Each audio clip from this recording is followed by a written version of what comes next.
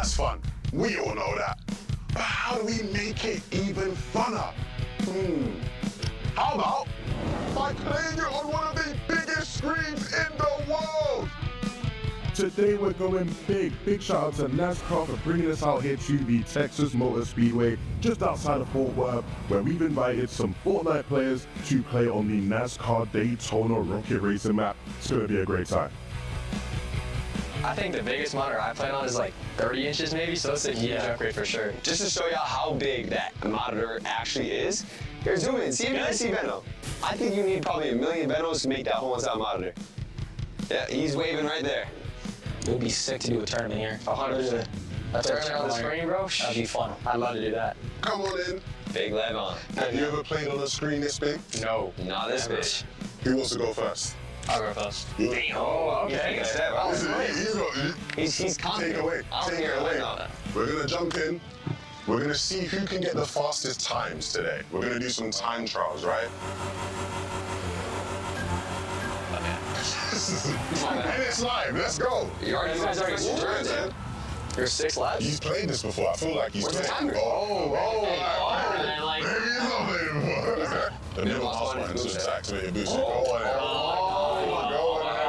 So you sit in this in minutes, 20 seconds. So Rob. Are you next? Lemon. Is it Lemon? Lemon's gonna get the worst score, bro. Really? Don't get nervous, guys. And it's live. Let's go. 320 to beat. No pressure at all. But if you don't beat the score, it will be pretty embarrassing for you. Can you see what the kilometers is? Like with the numbers? Yes. Oh my god. We've got them now.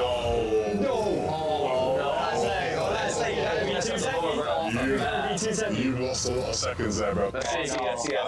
Clicks is rocking in with a 3:11.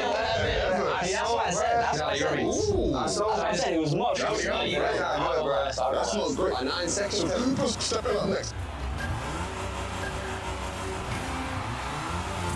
Bit of a slow start there. Yeah. Wait, how am I slow though? I think it went sub 3 minutes at the moment. Yeah.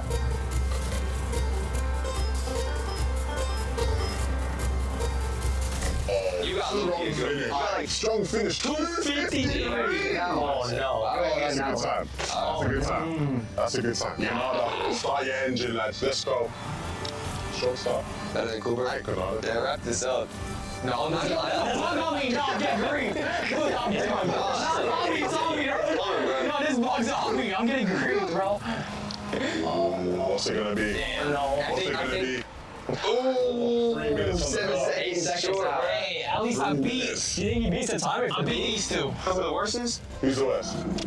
Oh yeah, your turn. Let me step up. Now, Crazy. now it's time for the tutorial. No, it's an overcut. Oh, no. Tutorial. Oh, no, man. Heck you with me. This is like hearing I hear it. Oh, no. Come on, give me a good time, please. Under He's doing less, 250. man. Under 250. 3. Oh, my God, you got slower than me. You got slower than me. Commiserations. Commiserations. Commiserations. Commiserations. Nice try. Yeah, next time. Nice try, bro. You guys got next. Let's go. To the winners. winners. Place. Well done. Second place. Yes, sir. First Appreciate place. Third place right here as well. And that was some rocket racing on the big horse. 280 feet wide, 97 feet tall. The biggest screen you guys will probably ever play on. What do you make That of was that? crazy. Some fun? It was fun. It was a lot of fun. Playing the racing game. Yeah. That hit it. That was good. Hey, shout out to Rocket Racing. We're gonna see you guys on the next one. Peace out. Up here at the Creator Lounge, the influencers are plentiful, and let me tell you something, so were the vibes after that game. I mean, Peterbot and Pollo putting themselves back into the conversation, but now we're at the halfway point, and I just had to revisit a conversation from yesterday with two of our good friends, Blake and Somerset. Hey guys, how are we feeling after the 3 games from today? I'm feeling good, man. Like, we got a tournament on our hands. Peterbot had a bad first 2 games. Thomas hit T Queasy, popped off. We thought like maybe Peterbot was gonna choke a little bit, but then he comes out with a crazy solo clutch. It was all solos at the end, a crazy game. All I'm gonna say is Blake has been in support from Peterbot since the beginning. I may or may not have, but now I'm definitely turning my cheek onto them because they have been going absolutely crazy the last 2 days. Awesome stuff. There's been a lot of surprises in the competition so far today. And Blake Heckett, why don't we throw a surprise your way as well? Why don't you go ahead and turn your head that way real quick? Everybody, it is Blake's birthday! On three, I need one giant happy birthday for Blake himself. 1, 2, 3, happy birthday! Go ahead, Blake, go ahead and make a wish right there. There it is. How you feeling? I just wish to qualify for Global Championship next year. That's how you know he's a competitor. So I'm gonna say you are always by Blake's side. Any words of affirmation for him? Happy birthday. You're getting old. Everyone's making these accusations that you're washed now. So next year for Globals, you gotta prove them wrong. Let's go. There we go. Listen, we have some cake to celebrate with up here. There's going to be a celebration at the end of the day, and Queasy and Thomas are hoping to be a part of that. Yeah, they really are. Can you make sure that you save us all three here some birthday cake? I'd be devastated if you didn't, all right? I'm joined by Queasy and Thomas HD here. We have got ourselves a serious championship Sunday. Queasy, the first three games, I mean, we had ourselves a lot of points scored early on, and Peter Bottboy going down gave you guys a real advantage to get up that leaderboard, and you were the top spot for a while. Walk us through this first kind of couple of games and how it went really well for you guys, ensuring that you are definitely in contention for that trophy. I mean, we're just trying to be consistent, but it's hard to compete with Thanos himself, you know, so we'll see. Thanos himself. I mean, Thomas as well. I mean, you obviously in that third game watching Queasy there, who managed to clutch up and just carry on going. You need those kind of plays in finals like this, don't you? Yeah, I was like really hyped that he clutched up a few elims and he clutched from top 12 to top 6, I think, or something. Yeah, I'm proud of him. Well, I mean, there's only like, what, 40 or 50 points between you guys and top spot right now, which is absolutely doable with the 1.5 multiplier. The last three games, does anything change for you guys? Is there any kind of strat coming in as you think this is how we go for it, or is the consistency and the complacency of where you are right now going to get you through and up to that main stage to lift that trophy? I mean, I don't think we can change much. Don't really have time to make adjustments, but we just keep doing what we're doing, and we hope it's enough. I want to hear about one for a second here, you guys as a partnership. What is it like playing alongside Thomas HD? I guess a lot of people at home right now wishing they could be next to you guys, competing with you. What's this guy like playing next to you? It's amazing, and it's pretty easy to play, you know? That's about it. Same question for you. I mean, this guy, he's done it all as well. Queasy is the man. Same thing. What is it like this season playing next to Queasy? I mean, it's great playing with Queasy. Like, I don't think there's anyone else that I want to play like a LAN like this with than Queasy. I think he's like the best ideal by far. Okay, we're going to see exactly what happens. Will they manage to go all the way and lift that trophy on behalf of the EU? I hope so. Let's head our way back over to the rest of the gang and see what they have to say. On behalf of NA, I also hope so. That's just my opinion. Welcome back here from the FNCS. We just are sitting here at the halfway point. Man, that last game was so crazy once again. Obviously, we would love to see Thomas HD and Queasy win, but also that story, Peter Bot and Pollo, the back and forth. It's a really great story. It really is a great storyline, and I hope that we get to see both of these players make it to the end game for the next 3 games as well. However, like I said before, there is still an opportunity for other teams below them to climb up the leaderboard, and to not forget that this isn't just a fight for first place. Everyone is still trying to climb up this leaderboard, make sure that they get into those placements where the 6-digit figures are. Yeah, I mean, you heard it there from them directly in the interview. We don't really have time to change things right now. They've had a very, very good day overall. Of course, they came out on top in game number 1. 2 very solid games here as well, going into the halfway point. It's just the fact that Peter Bot and Pollo had such an incredible game number 3 that they really are just taking everyone by storm right now. Still within reach, though, as you mentioned earlier on, Z. Yeah, and just look at this leaderboard here, right? Like, first place, right, 608, 569. So we got first and second kind of fighting out. Third and fourth, right, in that 400, almost 500 range, they're fighting out. Fifth, all the way down to 9th, and you can even argue Bolt and Bryce are even trying to fight up into that competition. Guys, this is still anyone's game. We only have 3 games left to go. During this halftime, what do you guys think is kind of going through the players' minds? What are the things they're looking to change? Because the moment you fall, if you start this game and you fall outside of placements or eliminations, Now you're only going to have 2 games left, and then vice versa, 1 game left. There's only so many opportunities left, Kelly. You know, it's interesting because we've now had 2 interviews of Peterbot and Pollo and now Queasy and Thomas HD, and there's a bit of a juxtaposition for what they're doing during this halftime show. Where Peterbot and Pollo, they're going back to the review, they're talking to their coaches. Whereas Queasy and Thomas HD, it seems more that they are kind of calming themselves. They don't want to look too into it. They don't want to kind of freak themselves out because maybe if they doubt themselves now, it's only going to get worse from them. So I think it really depends on the player, on the duo, how they're going to be able to kind of handle this situation going into the final 3 games. Yeah, and I think a big part of that is their situation of spawn as well. Of course, Peterbot and Pollo, they have the best medallion in the game. They have the best assault rifle in the game as well. Their plan right now, their main concern is getting landed on. What could happen in these final 3 games? Could there be a team in maybe 50th place, down there, 40th place, that could think, you know what, we've got 3 games to make something happen, 1.5x points, why don't we just go for the best loot, see what we can make of it? If Peterbot and Pollo can do it, why can't we? I don't think Queasy and Thomas have that same concern. Yes, they're not in first place, but their drop spot isn't necessarily the most overpowered drop spot. It hasn't got those medallions, it hasn't got those mythics. So I think that's where the difference in their strategy and their approach to this halftime break has been, because I think Peterbot and Pollo are in that danger zone right now. Anything can happen. I mean, we heard at the start of the day, I believe it was Acorn and Cole, that they said, listen, if we're up there in 2nd place and it's Peterbot and Pollo, we're going to be landing on them. I don't know if they're going to be doing that now, but still that does showcase that that mentality is in the mind of all these competitors, that they are willing to do something crazy to change things up. And of course, that brings us back to the reminiscent days of Invitational 2022, where it was Queasy and Veno dropping onto Cammy and Seti and making one of the best plays that we have ever seen in the FNCS ever. Just imagine for a moment. Let me just paint you a mental picture. And I'm not saying this come true, but I did write it in the script. Peterbot Pollo, suddenly, Thomas HD, Queasy, they're both contesting each other. They decided we're going to fight it out right here. And then all the rest of the lobby is just like, we're also going to be part of this. We're just going to eliminate both of you. And just kidding. I hope that doesn't happen. But that's a very interesting point. In that moment, you know, in Invitational, we would have never, and I don't think anyone would have ever imagined that was what the play that would have been made.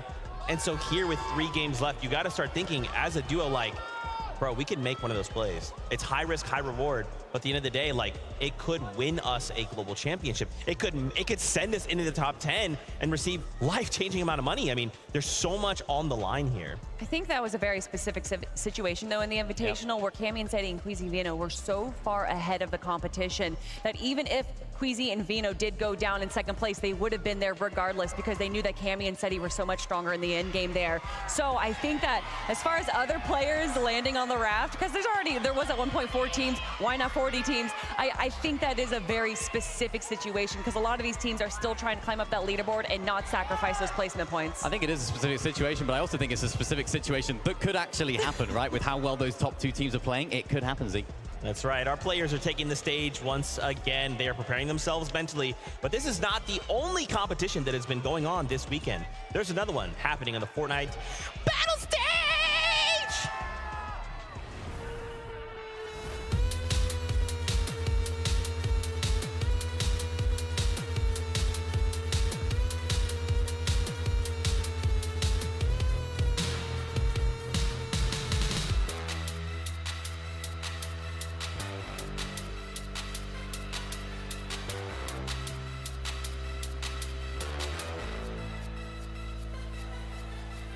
So we're here, Fortnite Festival Battle Stage Dallas. So here's how it's gonna work. We're gonna have each individual on a band. They're all gonna compete amongst themselves. The top player at the end of a battle stage competition will advance to the next round. And the next round is gonna be the finals for Battle Stage Dallas. At the end of Battle Stage Dallas, we will crown the best Fortnite Festival Battle Stage champion. So this is arguably like the largest prize pool in like guitar game history, and the fact that Fortnite Festival Battle Stage Champions is happening at all is like, it's incredible. This is the most calm, the most zen I've ever felt going into a tournament. Won 3 national championships in the old days. Looking forward to maybe adding another. All right, guys, welcome to round 1 of Fortnite Battle Stage Dallas. May the best rocker win.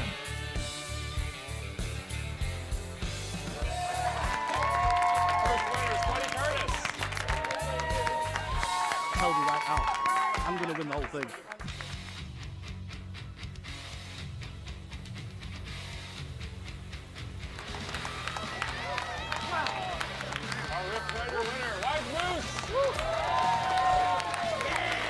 somehow I pulled it out at the end by just a couple thousand points. I'm barely shaking now still. I'm still shaking. I'm sweaty. That was very nerve-wracking, but I'm glad that we were able to get it done.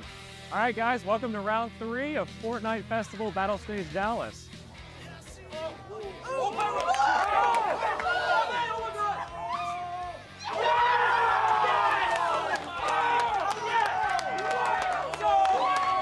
Nerves being up here is just insane. Like, you are not prepared until you get up here. Battle stage is completely different from main stage. Like, it's truly competition at its finest.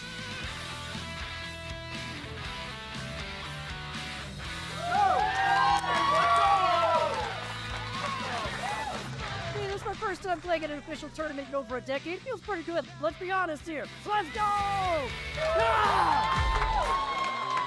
Welcome to the finals of Fortnite Festival Battle Stage Dallas. And for the winner, we've got a little something special.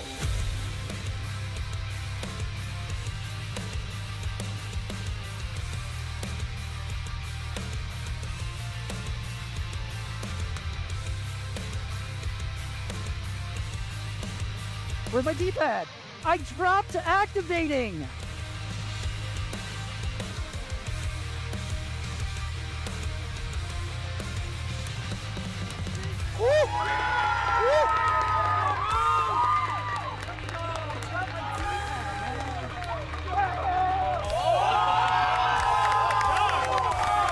Congratulations, Moose, for winning, and congratulations to the Rift Raiders. I did it for him. He couldn't be here with us today, but I was here. He was here with us in spirit, and I did it for him. My best friend, best side. I don't even know how to feel yet. I don't know. It doesn't even feel real at this point. But it is real because I'm holding the golden guitar. So that's very cool. I could be more happy with how I played. I hope we see more competitive events like this in the future. Because, man, so many people getting into great music, so many people getting into competition. That's what it's about. Love it. Well, next time, I'm definitely bringing it home. Moose better watch over his back. Shout outs there, Fortnite Festival Battle Stage Champion. That's what I'm gonna be doing after this. I know this has been super fun. I'm just gonna go, I'm terrible at that. let's just, yeah, anyway. Here we are though, back once again. We are almost ready to jump back into the action. As we kind of talked about, only 3 games left to go. And then we are looking to crown global champions, Kelly. It's finally happening. I mean, since 2023, where we saw Cooper and Miro raise their trophy, I've been waiting for this moment, and to see these two teams so close in reach of that title of the FNCS Global Champion, I cannot wait to get into this next game. I'm so happy it's close. I'm so happy it's so close. As a neutral, if you're watching and you don't have a team that you're following, I think it's so good that things are so neck and neck going into these last 3 games. And of course, with that 1.5x points multiplier, anything can change so quickly. So even the likes of Vico and Flixie, if Peterbot and Pollo, Thomas and Queasy don't have a very good end to the day, Vico and Flixie could be your FNCS Global Champions for this year. So it's still all to play for, and it's gonna be electric, Zeke. This is really where, this is the business end of the competition, we call it. I know, we just cannot discredit this Victory Royale. 100 points. Yeah. I mean, right? A single duo could find themselves a Victory Royale, and then everything changes. This leaderboard shakes up. We could see Peterbot and Pollo have a slip-up like they've had, right? The same thing for Thomas HG. Any of these teams could. Now, we don't want that, but it could happen with 3 games remaining. Yeah, and I love the way that these end games have been going. We've had wins from the high ground, we've had wins from the low ground, we've had solo competitions, we've had 2v2v2s. It has just been an all-encompassing experience of what Fortnite has to offer. Yeah, we've had a little bit of everything, haven't we? Solo clutches went crazy. Of course, there's that one game today where we had like 5 or 6 solos just in the game alone. So yeah, we've kind of had a little taste of everything. Now this is where things get really serious. I expect to see a little bit of change of strategy from some of our teams that maybe aren't doing so great. Some of the teams at the top, I think I'm expecting more nerves from, because this is really where it's make or break. I think this is also where we're going to see a lot of issues with Storm Surge. A lot of players playing as safe as they can possibly be because they don't want to get eliminated. Regardless of going for those eliminations, they want those placement points. So I think that it's going to be a bit of a struggle for a lot of the teams that don't have kind of those off-spawn fights or other duos near them. They're going to have to make some big rotations to get those tags, or at least have some strategy in their back pocket. Yeah, I mean, I'm just curious to start diving into what has changed, right? These players have had this time to kind of just wash away. Those first 9 games don't matter. We just have to show up for the next 3. These next 3 games will define our legacy, the legacy we leave here at the FNCS Global Championship. It is time. This is game number 10. Let's load right back on that battle bus with MDF and the best taco. Thank you guys so much. And yes, MDF, we have officially crossed the halfway point. Match number 10 is in sight. And what's even more crazy to even consider currently was that performance out of Peterbot to close things off, because so many of these teams, they just had to sit and ice out for 20 minutes watching that. But we're ready to see what match 10 has in store for us.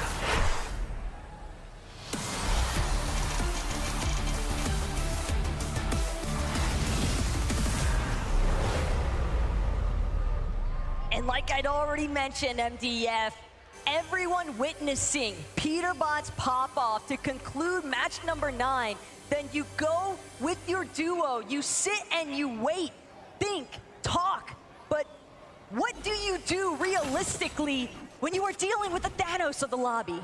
Yeah, I mean, hey, they said it, we didn't, right? This is the truth of the matter, is that everyone looks up to this team as clearly the most powerful in the lobby, but now that we are in the back half, I mean, that short break does allow for other teams to try to sit down and formulate a strategy. 30 minutes between a game where you get to look into the VOD, look into the replay client, right? Feel out what exactly is going on around you is a huge, huge opportunity. I mean, even now, we're seeing people like Acorn potentially find fights there in the feed, but Huddy and Kovacs need to just escape this duo, quite honestly. Seems like Sky beat Huddy and Kovacs to the punch. He's actually got a Gatekeeper shotgun, which is going to fare significantly better, you would think, at least, but Huddy actually going to find the first assault. Sky has been knocked. It's exclusively down to Scroll now to try and stay alive, but he's not going to be able to make it work. Huddy and Kovacs, once again, fully in control and commanding Rebels Roost. Very nicely done for them now, as we are just jumping into things here. Peterbot, Boyo looking pretty good now. What's happening though? There's action happening here at the raft. They don't want nothing to do with it as they're shying away. Swizzy and Japco get a little bit of loot and just back off as fast as possible. You know, it is pretty interesting to think about a 40-point gap that was once at the start of the event, closed, and then all of a sudden sprung right back into the action come the back half. So really showing you that when Peterbot and Boyo win a game, it's usually explosive. And the other thing that's important to note, though, is over at the raft, sure, we're seeing quick departures from Swizzy and Yapko, but their intent for 2 days in a row now has been exclusively get what they can and then immediately start to head towards the weapons bunker. That's been their big play, is trying to establish their surge damage around the underworld, around Grim Gate, but for Clix and Veno, it's another beast entirely. They're dealing with Damo and Resigns. Resigns, though, not going to be able to work his way out of this one, but Clix could pay the price instead. Cuts off into the corner. Damo left to fend for himself here, but Clix is incredibly low. Veno has been knocked, and it's going to be Oshi coming out on top. A massive upset for Clix and Veno. They were inside of our top 10, but with that confidence secure by Damo, this is a real opportunity because this is the fastest conclusion we've seen yet. Yeah, and you know, you saw what happened there. They didn't have material to work with. Things ended so fast, and not being able to secure the elimination itself is also just small points lost here. Jumping in with Chicho and Trulix, finding body tags. The Monarch pistol obviously hitting in the range of that 60 plus, but Kanata and Cooper, this is the earliest we've seen them go head to head up against Alex and Worthy, forcing them out of the drop. That was just one of the two, though. Malibuca and Mustache not happy with Kanata and Cooper taking their pickings here. This is almost a throwback to the Invitational, and Kanata had beef at the racetrack up against Malibuca and Mustache. Malibuca, Thomas HD at the time, but things have shifted because Kanata and Cooper finding that singular elimination now puts them in a power position here at Restored Reels. They have a very real opportunity as well to try and see if they can look for not just the solo, but also taking advantage of the other half section, because keep in mind, Restored Real is usually getting split between only 2 duos, but since Alex and Worthy got cut off so soon, that's going to be even better opportunity still, because Kanata and Cooper know that that POI has not been fully looted. Well, matches 9 and 10 have been very interesting, since we can see that the zone is going to remain down south once again, and Purebot and Pollo saw Clix and Vino get eliminated, and they wasted no time to rush in and secure these eliminations up against Resigns and Damo. Damo seems to have escaped outside of the Sandy Steps, but it makes sense, right? They would come in and just finish the job. But Peterbot and Pollo also knew that if Clix and Veno aren't there, they have zero fear of Oshi, and they've been very open about that. Chap and Teeny, on the other hand, they've also joined the fray here at Restored Rio's Malabuka Mustache. They've got 1 elimination as well. Teeny and Chap find themselves boxed in the center. They're trying to see if they can escape, but they're both going to pressure onto Malabuka's walls. Malabuka hasn't had his shield fully cracked just yet, but he's definitely low enough. Same could be said, though, for Chap and Teeny. Armored Wall going to cut off that aggressive path from Mustache. They'll have a moment to regenerate their shields. Chap and Teeny have fallen down to 12th here, but still are very much in the running here. Let's not forget 1.5x points to be earned, so every game having that much more significance on the standing. Look at Teeny slide up behind Malabuka and find an elimination right there. Very nicely done. And in quick fashion there, picks up the loot. He desperately needed that. He's only got 200 material even now. Chap on the other side though, getting tagged off in the distance. Teeny looking to finish off Geras and Shari, who seems to have rotated north from the south after seeing Clix and Vino go down. They're like, oh, okay, there's no one at third party. Let's go the opposite way. Everyone's adjusting. And I think that adjustment was so unexpected for Malabuka and Mustache. Malabuka was trying to stay hidden because he recognized the fact that there was Geras and Shari on the other side. But again, Teeny, Chap, wasting absolutely no time. Just caught in the center of the action. I just want to say how interesting that Purebot and Pollo see Clix and Vino fall and they push in. Geras and Shari see it and like, let's get out. Very different philosophy, very different strategies at play there, but nonetheless, we progress here onto Bryson Bolts now, who have a little bit of this high ground spot here. Bryson Bolts continue to kind of remain inside this top 10 conversation. However, still shy of a victory royale to really propel them up towards the top. For sure, but it's for Baka and Pars, I think this is a site that they haven't had a chance to really take too much advantage of in a while. Their drop by the shipping station usually leaves them in contention to be able to look at a forecast tower or two, but because of the action that's been taking place between Vico, Flixie, Peterbot, Pollo, all these other duos trying to establish their dominance over these forecast towers, it's been difficult for Pars and Baka to work their way into that conversation. But again, this is also partially Domino's effect because Peterbot and Pollo rotated so early on to push Damo and Resigns off of the Clix Veno eliminations that now it's left an opening for Baka and Pars to set up home base around the forecast tower that would typically be contested by Peterbot and Pollo. Ryzen Agers looking to see it. They can get a couple tags on a team rotating nearby. Well, inside the top 10 here. We can start shifting our conversations a bit towards the pricing as well. Let's not forget how significant it will be as you start breaking into top 10. The difference is in what you earn up towards top 5. That's what players are going to start having to worry about as well, given the performances. Why is Polio first right place there? is not in the question.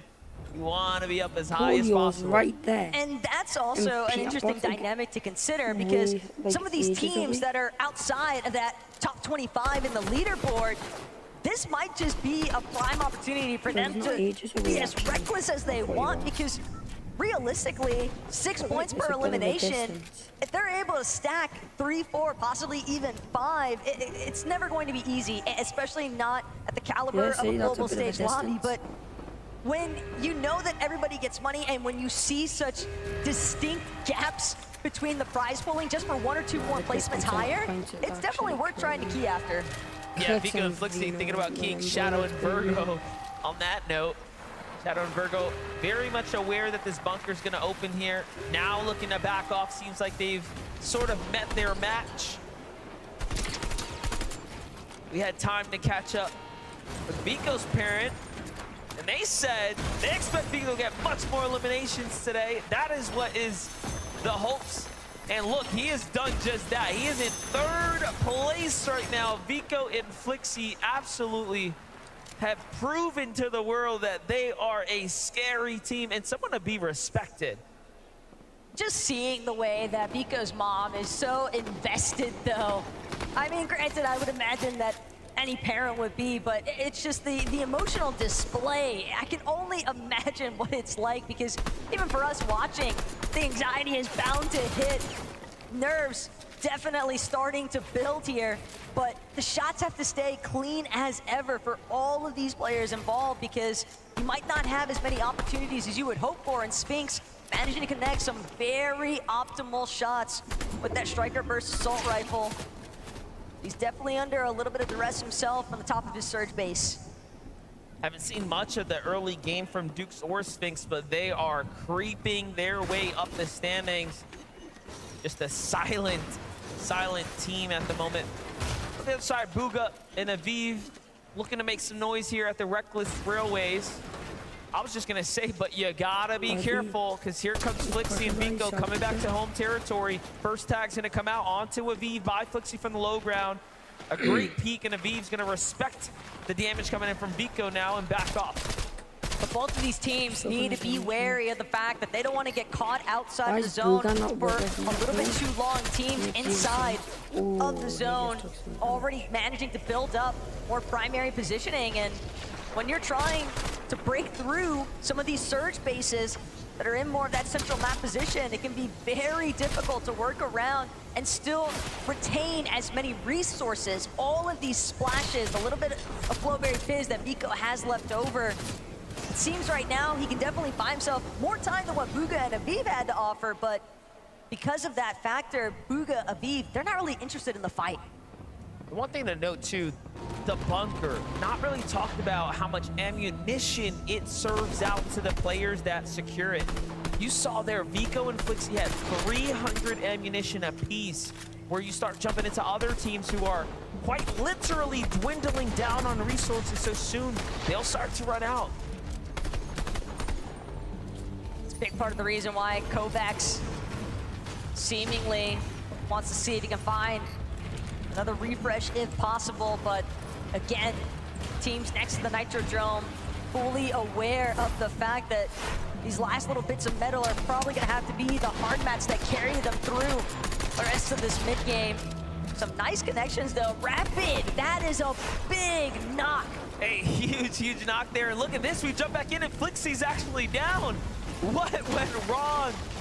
And now it's up to Vico to try to play this one out. We saw Flixie lurking, trying to get a weird angle onto Aviv and Bugha, and they might have actually caught him off guard. Aviv and Bugha may have even falsely alluded to Vico and Flixie as if they were, trying to just escape, but in actuality, they were really just setting the trap all along. Flixie was playing rather separate in the first place, and yeah, here, you can already tell, shields cracked, low and exposed, and too easy for the big cheese to take care of. Aviv and Bugha on the move now. No one in sight here as they get a nice clean rotate down the river's edge here.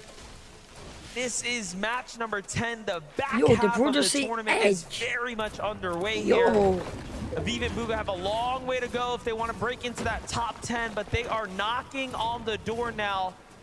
As several eliminations and a good placed game here will put them inside the conversation. And this is after having such a struggle day one, right? Completely, almost unheard of for Bugha and Aviv, but this day two performance is one to be impressed with. Meanwhile, Huddy and Kovacs from one bad game the previous round, seems like they're carrying that bad vibe into this one here as well. It's not looking good. From the frying pan straight into the fire is what it feels like currently for Huddy, but he's hoping he can continue to try and make his escape. Champ, though, intent on looking for the confirmation of this next elimination. He wants the points, but more importantly still, he wants the siphon of those materials, or all the little goodies that Huddy might still have to offer with his loadout as well. Keep in mind the splashes and the ammunition go a long way for some of these teams that don't have those weapon bunkers like you already called. Vico has now brought back Flixie with the reboot van.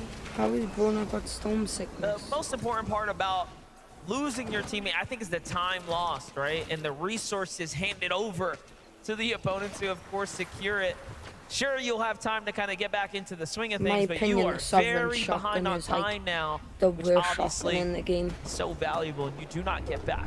I think what's even crazier still is the fact that they were still a couple hundred damage above the threshold. Despite this setback, they are still in an okay position to try and crawl their way out of the hole that Aviv and Bugha essentially place them into. But top of Rift Island definitely starting to heat up here. Muzz, Epic Whale, after some very essential material. They have 0 metal though, and that could be a massive detriment as the mid to late game transition begins to unfold, because they're gonna have to play exclusively off of brick walls if they enter any engagements at the top of Rift Island here. Still very, very difficult spot to be in for Huddy here.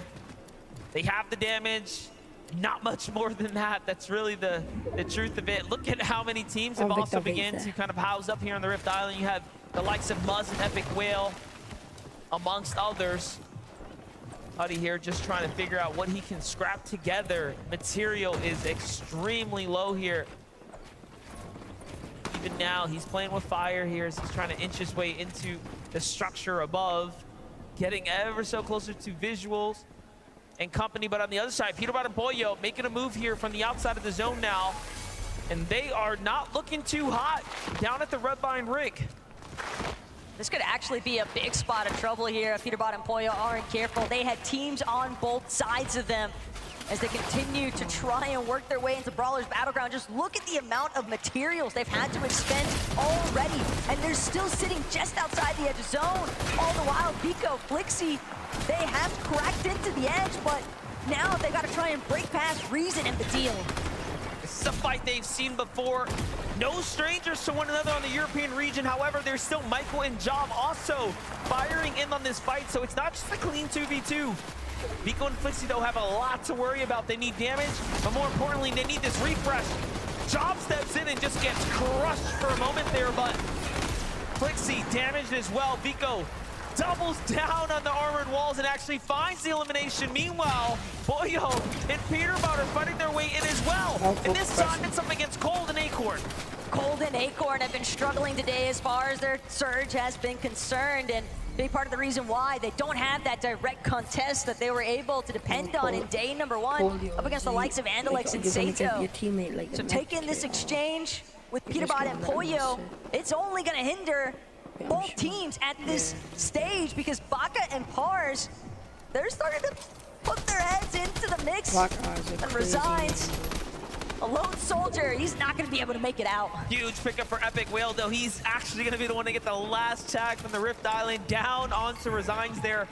Meanwhile, you would have thought it was Damo who was close nearby, but no, it's Agers in the storm, looking like a solo as well. What is happening here? This is going to give a sense of security to Pollo and Peterbot when the skin comes out and they see Agers potentially there in the distance. Yeah, they're also going to recognize the fact that he's a... They're going to think he's a solo, but he's not. Agers is just far enough away from Rise, though, that Pollo and Peterbot, you saw the confidence in that movement. They were full sprinting. They're not trying to hide anything about their intention. And Agers instantly recognizing the danger in sight. It's going to fall back immediately. And now Pollo, Peterbot, they see his duo in the distance, and they're going to opt to fall back. Agers and Rise will live to see another day. Definitely a close one. Pollo and Peterbot were moving so fast as well, and you know, for good measure, they need more damage. They are not quite there just yet. Giras and Shari going to be the next ones up for Pickens here, but nothing is going to connect. Getting close now to the top 25. Take a look at the highlights. You blinked, you missed it. Baka and Pars get deleted by the young Cold. Very nicely done. He's starting to heat up, it seems now. In the back half, that short break probably much needed. That last elimination, though, that Flixie and Vico picked up off screen is carrying their surge damage threshold currently, sitting just barely above at 113 over. But Vico, Flixie, more importantly still, they need to find another loot refresh if possible. They're going to have to create the situation themselves. Meanwhile, Peterbot Pollo, this could be exactly everything they were looking for. Ed and Persa have fallen, and a big refresh of materials has finally headed their way. That was actually so fast too, right? One of the fastest eliminations they picked up, but look, no heals were given out. You would think you catch 2 teams or a set of duos here on the outside, catch the quick elimination, and you'd be fully refreshed, but they are still in a very bad situation as far as heals are concerned. Yeah, but it's all from rags to riches when you're looking at Thomas HD and Queasy's loadouts in comparison to Pollo and Peterbot. They are in tatters at this phase. And now, taking the flaming boost tube, they're gonna try to catapult themselves. It's helping them cover some distance, but at the same time, they're just still so far behind everyone else, very likely to get held the moment that they surface. They go sneaking their way out from the edge here. All eyes on Peterbot and Pollo right now, as this is, again, one of those very dangerous situations they found themselves in where Pollo doesn't have much HP. Peterbot holding on with just a single strong foot. Let's see it though. They find a little weak ramp here, try to double out onto Jonathan Pixis. But nothing comes out. Pixie manages to level up just a little bit more there. And the hunt continues. Peterbot and Pollo, though, they're going to send out their next scan off that reveal medallion. It's Siyun and Kadu. But Siyun and Kadu, they might even be caught in a different exchange of their own. Believe that they're applying some pressure onto Epicwell and Muzz, who are sitting on the low ground just underneath them. Cheeps as well, so incredibly hurt, but Peterbot, Pollo, they are just praying for any sort of refresh, but nobody is coming near them. Keep in mind that reveal medallion also marking their position on the map. People know Peterbot and Pollo are on the approach. Yeah, Kato is trying his best to see if he can swing around this dead side for the rotate, but Peterbot and Pollo not having anything to do with it. In fact, finding more tags now into Kato. They're gonna recognize, we just shield cracked here, push in, take the wall. They didn't have heavy material before, so what did they have to work with? Armored wall comes out, give them a little bit of room, but different duos now looking to collapse in. Luckily, the tag was onto Peterbot and not his teammate. Otherwise, it will be Rats here. Great Monarch tags, but they are literally operating on fumes right now. Peterbot is down to his final 4 builds. Wow. Make that 3. He's still got 6 armored walls, though, but he'll have to be so meticulous with how he actually places them. But Needed just that. in time, Chris has been found. It's not much.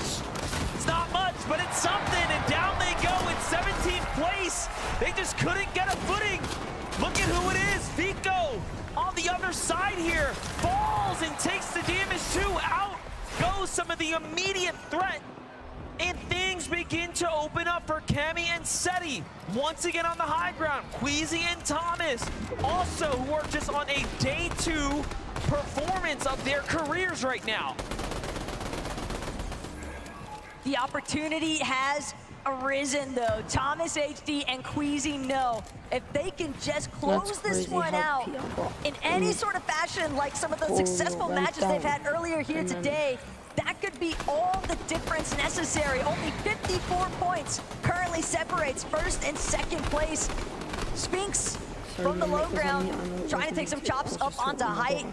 Success as well. Seti and Cammy will be forced to try and pave their way forward. Still looking to maintain the front side position of this next zone, but Duke, Spinx right behind them, threatening. They're gonna have to push forward as well, though. It's only a matter of time before the 2 have to clash. Spinx and Dukes have turned their focus to high ground here. They want to be up on that podium before the weekend's over, and there's just 3 games to do it. Here we are in the final moments, top 15 now. Things are starting to heat up here for Thomas HD and Queasy. Material running low, they have to find the refresh here. Desperation will start to kick in. They saw the shield crack. Sidewall goes in. They're fully committed. Armored walls. It's all or nothing. And Thomas HD gets trapped and put down. Back to the lobby he goes, but we've seen Queasy be here before. He will have to figure out how to clutch up for the team now. At least for a moment, he's gonna opt to play his final med kit. It'll buy him a little bit of time. He's hoping that it'll buy him even a placement or two, but now pushing in late from the backside of zone, hoping that he can drop in overhead, sees bodies, hears the shots connecting all around. Prism is gonna get knocked. That's the refresh he needed, but the splashes, Queasy can't use them in time. He gets the elimination, but at what cost? And it wasn't enough to overthrow the gap between him and Peterbot and Pollo. The small chance that he had, the crack in the window that was open, he could not fit through. And it remains as close as ever as we are bending into game 11 and 12 of the tournament. This is Bryce's and Bolt's chance to secure a victory. This is Spinx and Duke's chance to secure a victory. Or can Cammy and Seti pull a trick out of the hat at this point and come back with another win today? Seti is already out. Cammy may have been right next to him. Swizzy and Yapko, on the other hand, they're looking to be the ones to try and overtake the low ground. They've created so much space, but working through these pre-existing builds and even the buildings themselves here at Brawlers Battleground is posing so much of an issue because Bryce Bolt's in the mid-ground. Pixie as a solo, he's gonna opt for the medkit play as well. Teams falling left and right, and the solos left behind, just hoping that the duos clash into each other. Japco and Swizzy, very solid team, doing what they need to. Beautiful tag onto Gyros, puts him down quickly. Teammate falls behind it, and then Japco delivered Pixie right afterwards, and they jump their way up to 8 eliminations in the top 3 now. Bolts is weak, but Bryce is healthy. Spinx and Dukes waiting their timeout from the high ground, listening to what's happening down low. The medallions in full effect, so they have all the information needed, and they're cutting them off. What an angle from Bryce here to find one, now 2 on the low ground. Down comes Spinx and Dukes. The call has been made. They're looking to close this game out, and they're a very weakened duo down here. Duke's feeling good about this one, though. He knows that these players have got to be low. Final 3 builds remain. Spinx right up above to back him up, but it's only gonna take one last shot. Dukes waiting to see which hole Bolts tries to scramble out from under. Armored walls to surround himself for the time being. That's so smart. He's got something to heal with. He actually is trying to survive it, but Spinx was also ready on the high ground, and he has an extra med kit. It's gonna be so close here as Spinx has run out of heals, and Bolts has one in 3, 2, 1. It is over, and Bolts wins the game via armored walls and medkits. I knew they would win one this weekend. They were hunting for it for so long. It was only a matter of time before they were finally able to seek this one out. A big victory royale to surge their way up the leaderboards. Heartbreaking moment for Spinx and Dukes, but they did their best. Would you please put your hands together for Bryce and Bars? It is good to talk to you guys. Walk us through the end game there. We saw the heals came into play, but what a way. The crowd absolutely loving that too.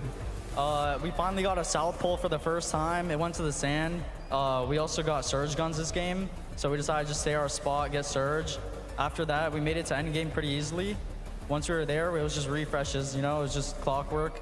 I don't know, Bryce is one of the best IGLs in the game. I'm one of the best fraggers, and put that together, we're one of the best players ever.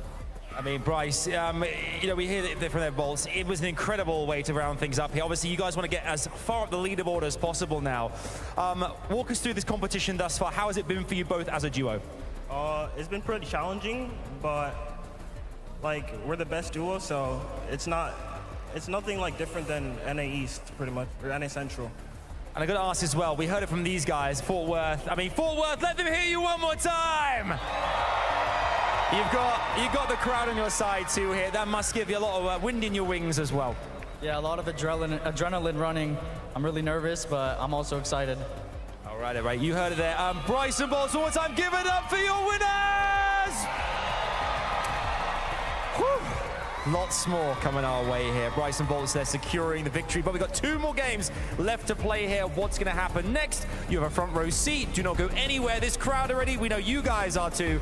We'll see for plenty more right after this break.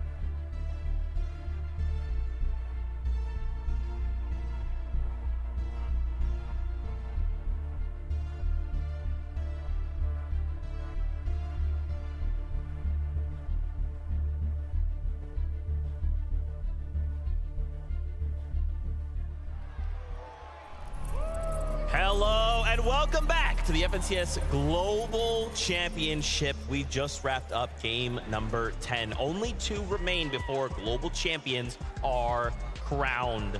To say this last game was chaotic, I feel is almost like an understatement. Yeah, that was chaos in its finest form right there. Our 2 biggest teams going down relatively early, although still getting those placement points, probably still holding themselves up in the top of the leaderboard. But big shout outs to Dukes and Sphinx. We've seen some great performances from them, but Bryce and Boltz with the win there. I mean, we saw it from Global Championships 2023.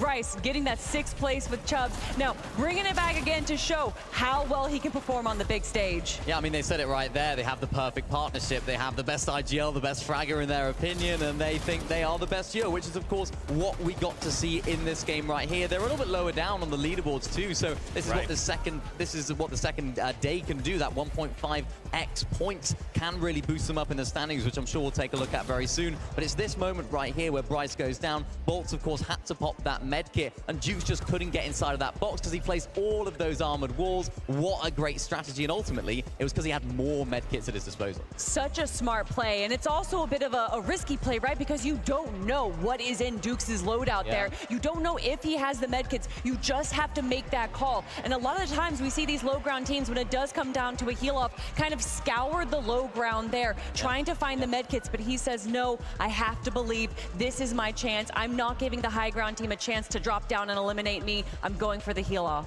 Yeah, you just have to commit, right? That's a great point, because like obviously we as viewers, we have all of the information, right? We can kind of see everyone's healths and everything, but the players can't, right? They're just going, they're down below me, commit health, the med kit. We don't have another choice. This is the only health I have, right? So very interesting to see. Let's take a look at our leaderboard with only 2 games left. How are things going? Peterbot, Pollo, still holding on, especially after that last game. What I found very interesting about Peterbot and Pollo in that game, they started the game with bunker, right? But yet most of the game, they were just shambles. Yeah, we saw how deep into the storm that they had to go for that bunker, and when that happens and you have to do a big rotate, they're landing over the raft, and it was a southeastern zone, and then by staying in the storm to get that bunker, you just have so much potential to sacrifice, especially when people are paying attention to all those outside teams going for those tags. You just have to use mats, and you're going to have to use your heals a little early in that situation. Yeah, the casters mentioned it as well. They made a more quick south rotation, of course, within that very first zone to take out the OCE team down there that took out Veno and Clix, and I think they didn't get the forecast tower there either, so they were always back in the storm. They didn't know where that next zone was going to be, so they couldn't plan ahead. And we've kind of seen that a lot throughout the day and the whole weekend, I guess, with Peterbot and Pollo. They haven't necessarily looked like the most healthy team, the most stacked team at all circumstances and all situations, but they have the fragging power, they have the ability to pull themselves out of that situation, and that's what makes this team so great. Absolutely. We saw there in a moment, Thomas HD jumps into a box, making the maddest play I think I've ever seen. What's interesting about this duo, right? Earlier on in the game, around 4th zone, they're sitting 700 above. Yeah. And then we go into like 7th zone, they're 400 above. And then kind of running out of steam as far as like maps are concerned. Yeah, I mean, look at this, just 3 builds available to them, unfortunately jumping into that box. It was possible that Thomas HD thought that it could have been a solo, but Queasy, once again, just with that solo clutch, even though he wasn't able to get too much besides the elimination and an 11th place finish, that still adds up, Mini. Yeah, it does. I mean, it was a similar situation to earlier on where he actually left the body in the storm. He couldn't get the heals and the materials and stuff that was on that body earlier. He went for it this game. He tried it. He saw those chug smashes, which of course can heal your whites, and he tried to go for it. Wasn't quite enough there at the end, but again, a nice game. Of course, Peterbot and Pollo there got 17th place. I think it was an 11th place for these guys right here, so they're getting the upper hand on them. They're getting the edge on them. It's just not quite enough to take over that first place spot. This is going to be a fight until the very end. 2 games left to go, and then a champion will be crowned. Fortnite fam, let's get ready to jump into game 11 on the day. Casters, over to you. Here it is. There's only 2 more chances now. Match 11 being one of them coming right up. It almost feels so surreal at this point, MDF, that we are right on the cusp of crowning our next global champions. Yeah, and it is really close at the top. I can't believe Queasy and Thomas couldn't take the small opportunity available, but let's see it.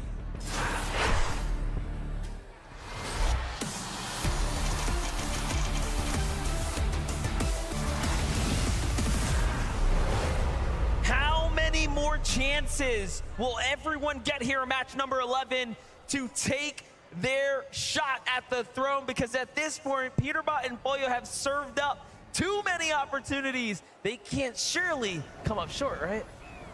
You would think so, but at the same time, NDF, with a 1.5 times point multiplier, anything is possible. And speaking of crazy possibilities here, Brutal Beachhead, Gal Gamer, Haman, they're actually gonna fly right overhead. They've recognized they have been completely outdropped. Their intentions are elsewhere. Sato and Andalex, though, on the north side of the warship here at Brutal Beachhead. Could be a moment for Acorn and Cole to potentially manifest their own destiny here on the day, because they have certainly encountered a fair share of struggles. And the contest also continues at the Rebels Roost for Kovacs, Putty, Sky, and Scroll. Looking for an opportunity, looking for an angle right now. Putty's gonna get a huge pickup from the drop right there. So that's the round out the loadout here. Shotgun, AR ready to go. Burst being a great option so early right now. Monarch pistol for Kovacs, so not exactly the best. However, this is a hot drop, so you can see there are plenty of drones flying around that'll drop good loot as well. But Scrolling Sky this time not content with what they've received. Back off. We've seen them do this before. Meanwhile, on the other side, a Power-Worthy and Alex kicking things off, continuing their domination over Restored Reels. They really have impressed us, I would say, with what they're capable of in the early game. If they can just patch up that mid game, I mean, they would make OCE very proud. Well, they've managed to smooth out the difficulties that they had in day one as far as that 50-50 drop is concerned and Restored Reels. The problem now today has just been Kanata and Cooper, amongst other teams, just closing in on that location after they see the exchange take place. But Acorn is currently situated here at Brutal Beachhead without Cold, and considering the Andalex as an elimination of his own, you have to expect that that was the one he found on the Cold. Yeah, it's sad to see, but it's about the worst we've seen Acorn and Cold do in person right now, and there's a lot of factors starting to add up. Normally, they play very, very well, you know, being contested. However, there were some rumors Cold wasn't feeling 100% today, so that could be taking its effect here now, especially as we drag on later into the evening, as they've kind of slipped down, but shift our focus into the stars of the evening, if you will. Pollo and Peterbot right now really starting to take form here. Last game makes you wonder what all went wrong in the mid game, given that they were just in shambles somehow. No extra material. And then on the other side, Queasy and Thomas had a opposite situation, but this time it's an elimination. They pushed in rather quick to capitalize on Kramsu and Clone, who do land a little bit north of where Research Rock is at. And sure enough, Queasy just beaming Kramsu. Could have potentially just been a circumstance where Kramsu didn't even have time to react. He just got dropped in 2 shots pretty much. So well played to Queasy, Thomas HD for that one. Something we were just talking about in between these matches is the fact that Queasy and Thomas have been able to find the placement points, but what they need to add to it at this stage are the eliminations. Definitely being elimination light is what's holding them back on the standings right now, but consistency is surely theirs, and that'll trump everything. Talk about consistent teams. Vico and Flixie have been online, but this time they have to be careful, have to be wary of Bryson Bolts, who are coming off a Victory Royale, given that they are another top 10 team. So that's not gonna be easy by any means, but a battle for the Forecast Tower is, of course, worth fighting for. And we've seen Bryson Bolts escape already with the cards, so. Not only that, I mean, even factor in what happened yesterday. Bryson Bolts taking out Flixie when he did secure that Forecast key card, so anything goes just about. Just because you get the key card, until you actually confirm it onto that Forecast Tower, you can't consider it in your control. Teeny and Chap, though, across the map, just putting on so much pressure here for Garrison Shari. No real opportunity for them to bounce back here. Garrison Shari mixing up the strategies doesn't seem to be working going north at all right now. They were better off sitting in the storm trying to catch tags on the Clix and Vino. Jumping in with Chicho now in Trulex. Just outside the Doomstat. Big base here. Ramped out almost to see what they can find. Things are going to slow down here for a moment, but on the other side, things starting to heat up now for Chap and Teeny. Another elimination to finish the duo off. They knew that Shari was a solo, though, after collecting Gira, so it makes sense that they would take the time to pinpoint his location. The surge damage, just such a massive necessity to collect early on, so that way they can have better control over their rotations as the match progresses. Because we are down to our final 2 lobbies here today, MDF. Wox Ping getting active now because the likes of Rise and Yuma, and they're gonna win out. 2 big eliminations to add to the tab as Pollo and Peterbot yet again, also finding themselves fully in control of the forecast tower. They've doubled back, they've secured it again, and this means that they will have all the information for all of the zones coming up. It's such an advantage. And it's not just them, right? There are other teams, of course, securing other forecast towers. However, they have just been the team that be able to do the most with that information. But now you've got a team with the best medallion, the best striker burst assault rifle, the best kind of opportunities to set themselves into optimal positioning thanks to the forecast. Shutting that down might not even be the focus. More so, it's just got to be other teams emphasizing even more still into their own gameplay to ensure that they can keep up at this point. Pico and Flixie trying to keep up. I love that they go around, tag other teams, and then double back to the railways, always looking for someone who makes the mistake of getting to their drop spot, looking for scraps. Seems to be what works. On the other side, though, CZB Nathan, EU team going up against Bryson Bolts right now. Bryson Bolts are actually just waiting right now, probably not too sure about what they want to do. I'm sure they want to get back to farming as they don't have much to work with here, and CZB and Nathan seem to catch a read here. They don't want to take this fight.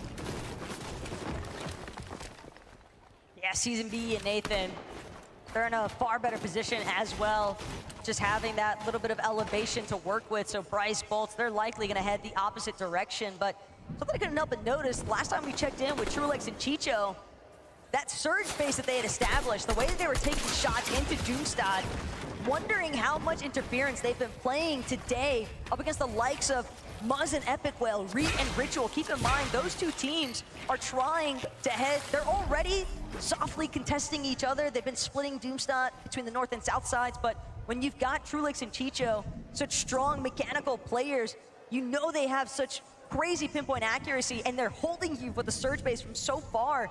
It can be very difficult to actually work your way out of that location. Especially if it forces you into another team that you're not expecting, which of course will be disastrous. Chicho and Trulex doing just that as well, talking about manipulating these rotates. They're trying to do that here. No tags right now into Rapid and Batman Booga. However, Trulex has got a completely different angle here on the outskirts. But the call's being made. Time to get a move on it here. They'll be one of the first to rotate now. Plenty of rocks, though, to easily refarm some of the brick that they had invested for that first surge base. And just behind them, you can see Muzz, Epic Whale. They've had to maintain a low profile to prevent themselves from being victims of Trulex and Chicho's Eagle Eyes inside of that surge base. But the surge bases continue to pose issues for plenty of other teams around the lobby. Here we've got Poyo and Peterbot actually looking to see if they can capitalize onto Sky and Scroll. One above, one below. Sky Scroll caught in the center. But they're gonna try to just finagle their way out of this one, sure enough. Poyo, though, just quick to the chase. Haven't quite got the tags, though, right? So something isn't going right for this battle here. Clearly, the goal is damage and or eliminations, but none being earned. Meanwhile, Ping and Wox right here are in a completely different fight. Deep into the storm, just outside the underworld. Wox, who's at 3 eliminations here, clearly fired up for match 11 right now. Chasing down Visuals and Braids. Finds the wall, Ping on the other side, gets the edit. However, Braid slips out.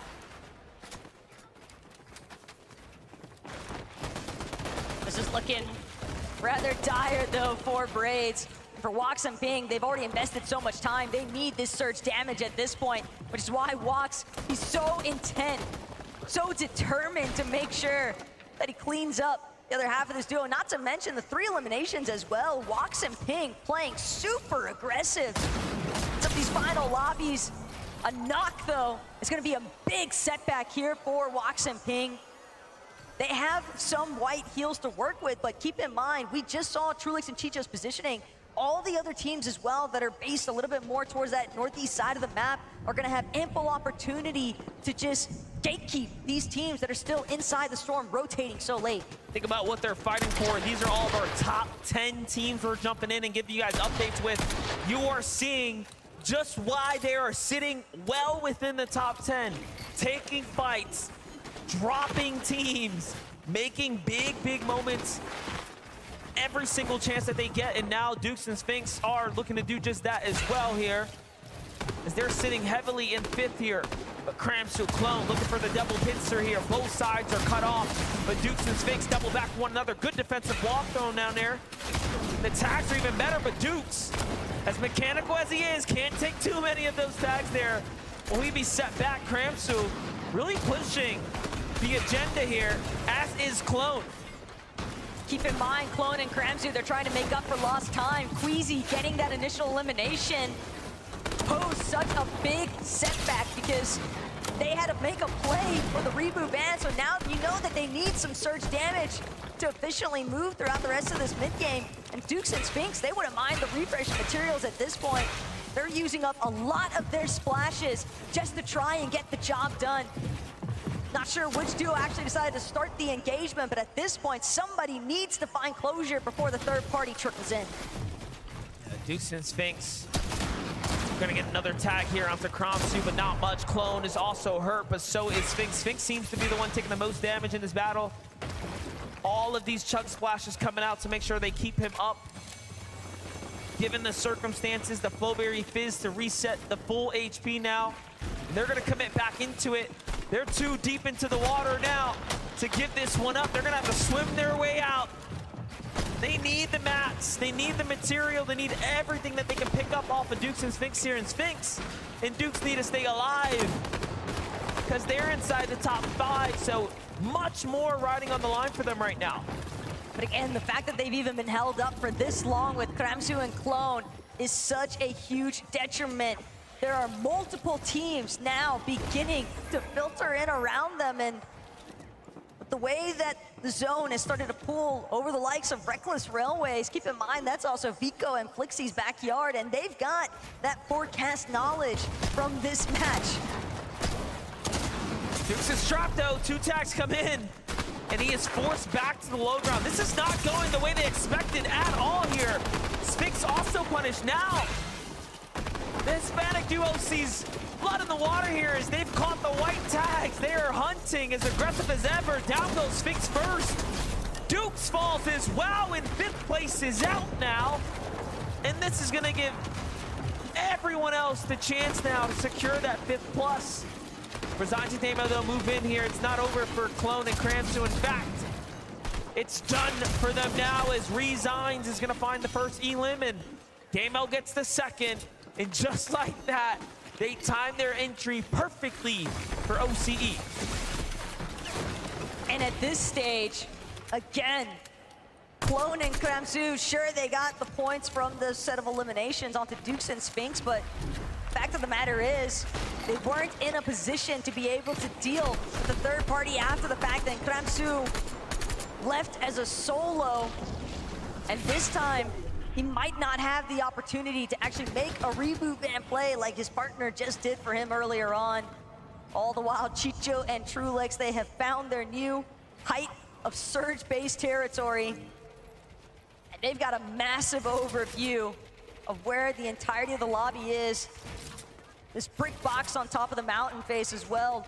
Very easy to spot for other teams, which means the flow of traffic for players moving into this next zone likely going to be restricted by Chicho and Trulex. Yeah, this is as big as bases get here, especially given that it's off the mountain, so they just have so much visibility on the edge of the map. Rift Island, once again, housed by Peterbot and Pollo. Probably the 8th time out of these 11 matches. They will show up consistently here. Playing into the Storm right now. I wonder what's the game plan here. As they continue to rack up tags. Does seem like they will need a fight here soon. Peterbot's got all the chug splashes for this duo.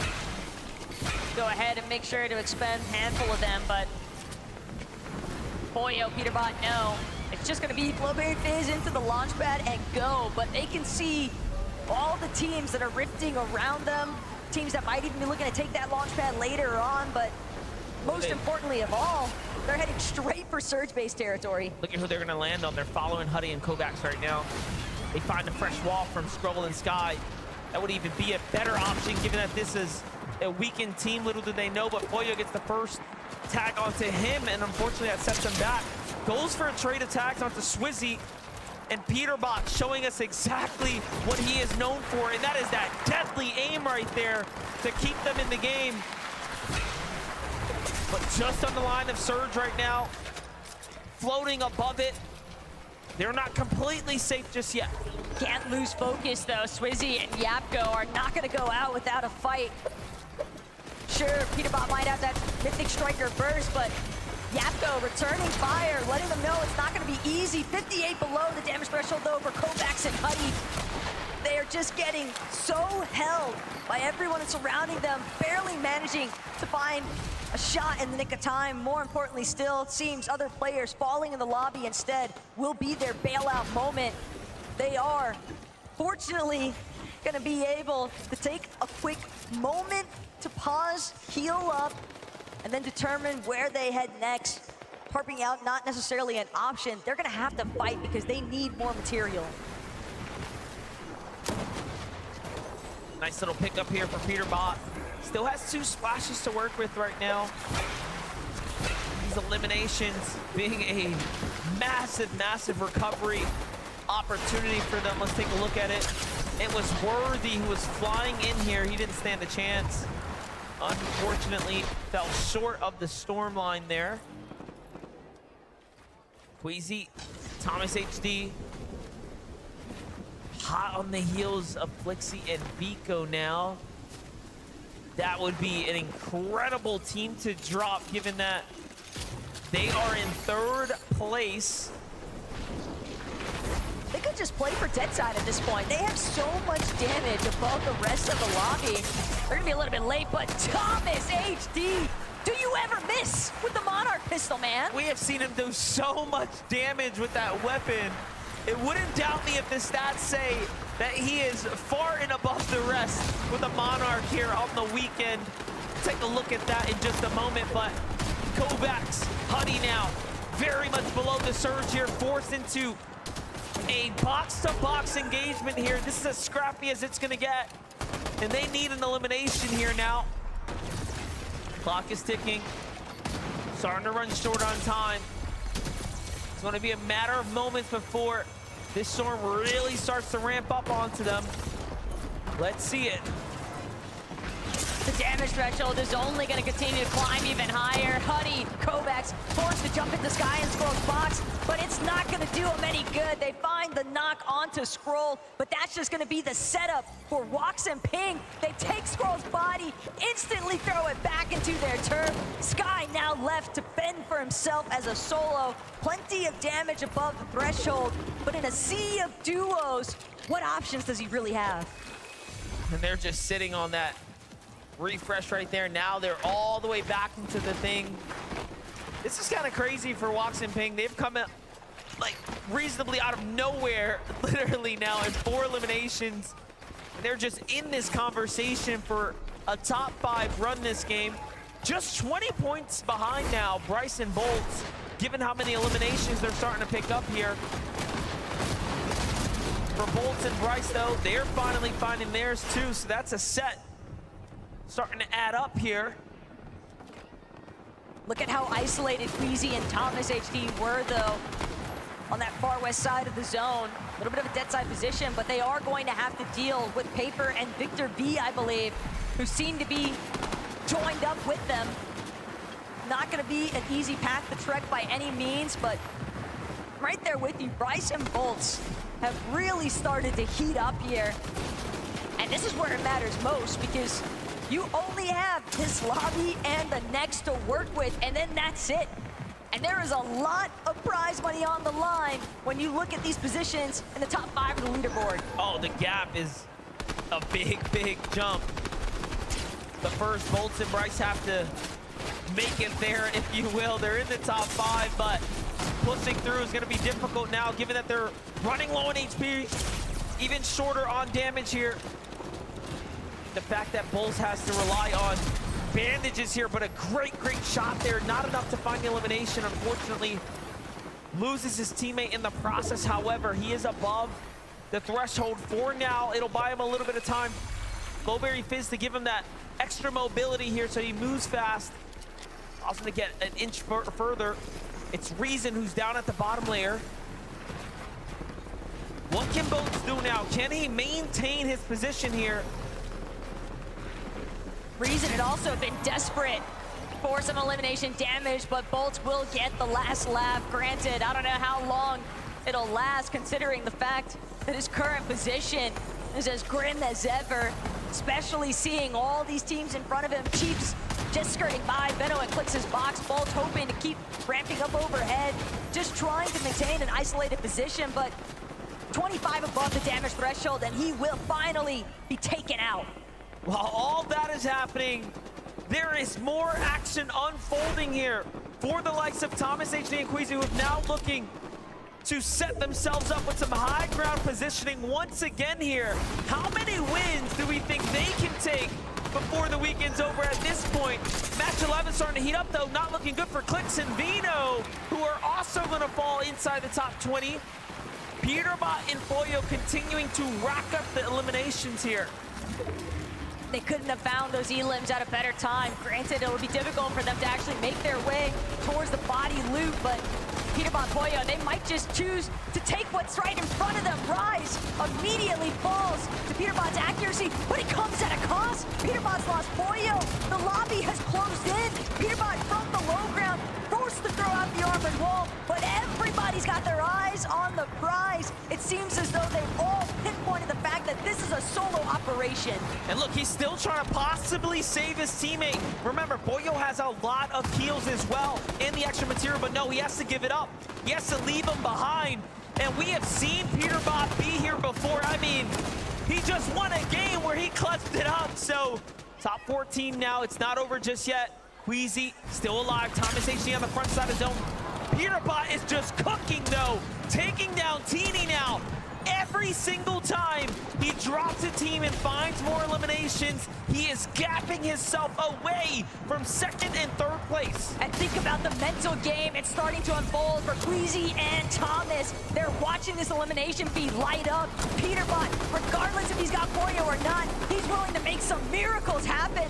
Low ground control, though, belongs to Thomas HD and Queasy. They're trying to make some eliminations happen. They need those points. They've got 5 already, but Peterbot just continuing his massacre at this stage. Keep your attention down at the bottom right now. As Thomas HD just found elimination in low ground, and they're starting to put the pressure while Peterbot's trying to rotate. Thomas is going to find another one down low, and he is still cooking here. Meanwhile, Queasy backs him up and takes down Reet on the low ground there, and they are just turning up. This is why they're first and second place, giving into this 11 match right here. They are decimating the lobby. It's a 1 versus 2 scenario, but Peterbot is just making it happen. Thomas HD and Queasy sitting at 8 eliminations already, though. But Peterbot gets another. Ritual isolated. No Reet in sight because he's been taken out earlier on. And Peterbot continuing to tarp his way through the low ground. There's a possibility, MDF, these two might actually just clash head on. We have a 2v2 and then all solos in between. One of those solos is, of course, Peterbot. Rapid is gonna fall as well, and he just does not stop claiming eliminations at this point. Booga on the backside of zone. Don't come out, son. It's not gonna go well if you step into Peter's domain. Meanwhile, Thomas HD, Queasy are setting up the victory royale. Thomas HD, Queasy, they know. It's Peterbot and Booga. Oh my God. To deal with, but Peterbot gets a huge chunk out of Queasy. Thomas is gonna fall. One more shot could do it. Peterbot with the refresh, continuing to break through on the low ground. He's making the impossible happen. Queasy versus Booga up top. Takes him down. Queasy versus Peterbot now. How badly do you want it? Queasy is looking for the tag. Both shots can easily go any way. Peter finds the first one. Can he get the second? He is incredible.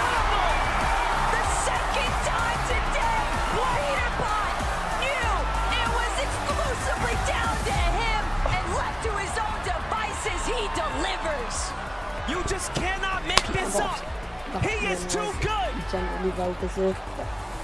Came in clutch for first goal. Wow, give it up for Peanut Butter really deserved the win, but it's a shame that obviously winning, to be honest. Is that a taste of what's to come? The 1v1 versus Queasy, the last play of the game. Peterbot, you were out of your mind there. Yeah, I don't know. So I eliminated Thomas, and then I know Queasy killed one, right? And then I just knew it was a free win because it was Queasy and not Thomas, you know what I'm saying? Oh, okay. All right. Boy, this is...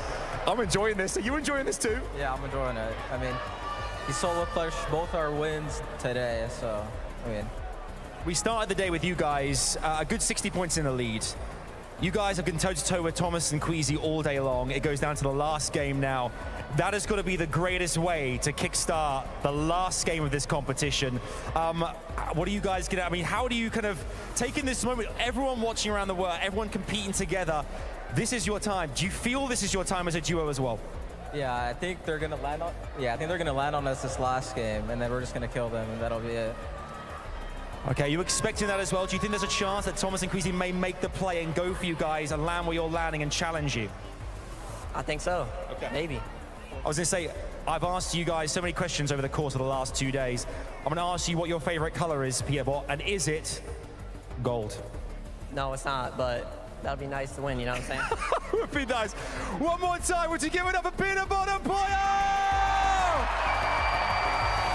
We could not have asked for a greater way to go into our final Game 12. It is so close now. FNCS Global Championships 2024 could not have asked for a better way to close things out. Do not go anywhere. Stay exactly where you are, because after this, we'll be crowning our champions. We'll see you in a bit.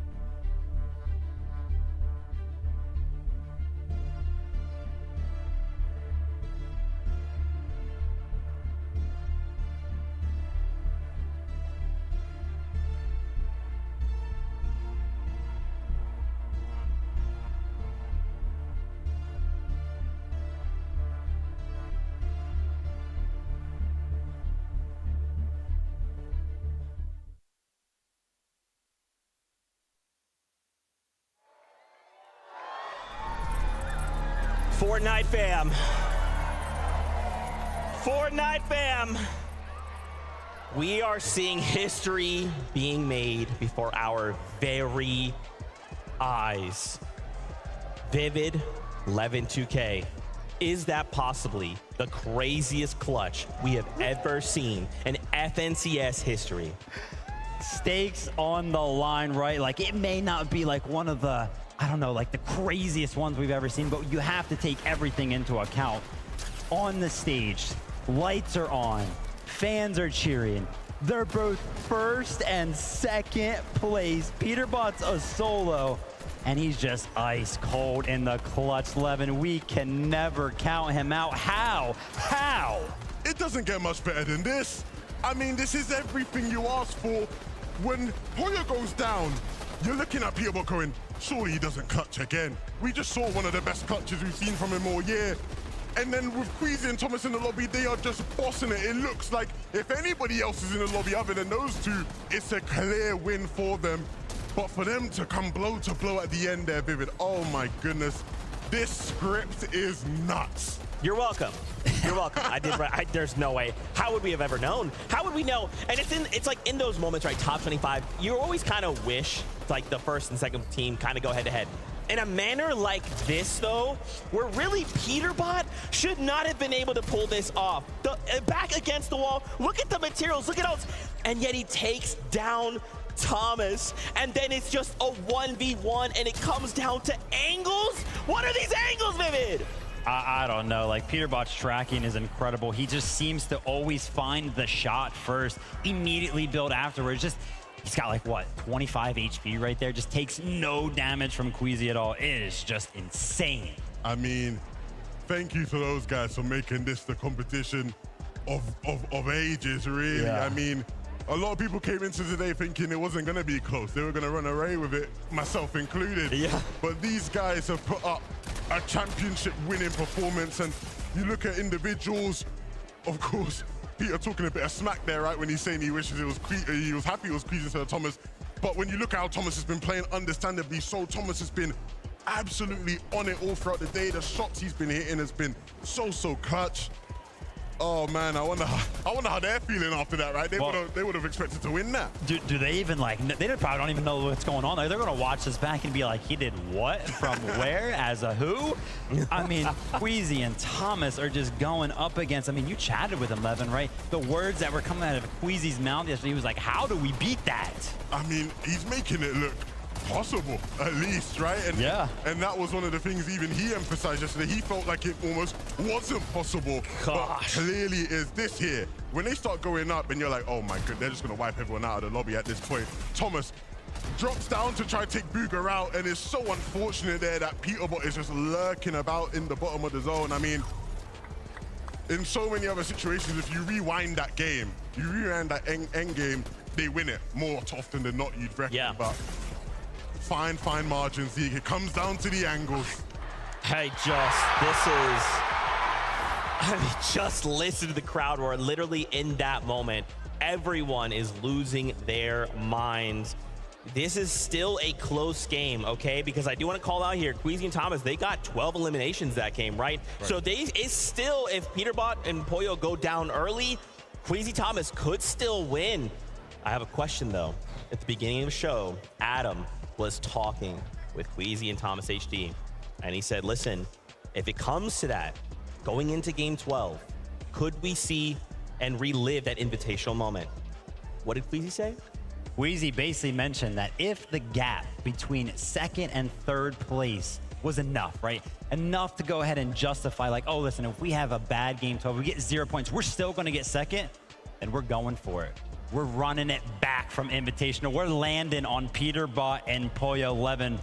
What does that kind of make you feel? You think they're going to do it or what? I mean, the gap is there. You look at Peterbot and Poyo, and I know they've had some hiccups in the earlier games of the day, but you can't count on them going down early, right? That isn't just how these games have played out for the most part. And so if you really want to win, you want to take home that championship like we know Queasy and Thomas do, there is one play that can guarantee you that championship, and that is landing on them, taking the raft away from them, and winning out the game. That's way too scary, though. Are we really saying we think they're going to commit to a Raft? There's already duos there, and you know for those other duos are thinking we've got to slow them down. This could be an all-out fight at the Raft. I wouldn't be able to do it. I wouldn't be able to make the call. Like, could you imagine being Queasy or Thomas? Who's making that call? How do you make that call?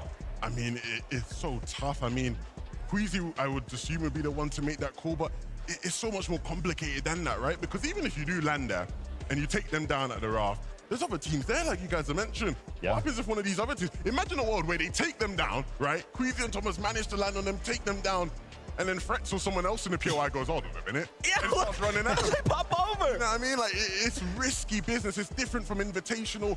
Cammy and Seti, when Queasy and Veno landed on those guys, they were landing at an uncontested POI, right? So there was room for it to happen. Well, fam, this is our hearts racing. We hope you are enjoying the hype. We're getting closer to starting off game number 12. Vivid, I gotta ask, how are you feeling? One game left to go.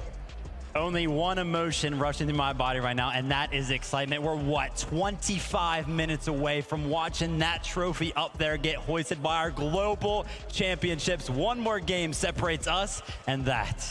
Levin, how are you feeling, man? You want to know how I'm feeling? You want to know how I'm feeling? Yeah. I'm feeling like it all comes down to this. One more game remaining, legacies on the line. I think back to moments. This game's all about moments. Fortnite's about moments. I think back to the World Cup, the young Argentinian king fighting to push his family's life over, fighting for his destiny. I think back to even earlier yesterday, Swizzy, all the adversity he's faced, fighting up against the best duo in the world, Peter and Poyo in a 1v2. He did it. I think back to the Invitational 2022. Queasy, Veno against Seti and Cammy to win it all. This game is about moments. Fort Worth, are you ready for a moment? Nah. Fort Worth, I said, are you ready? This is that moment. This is their moment. Game number 12 starts now.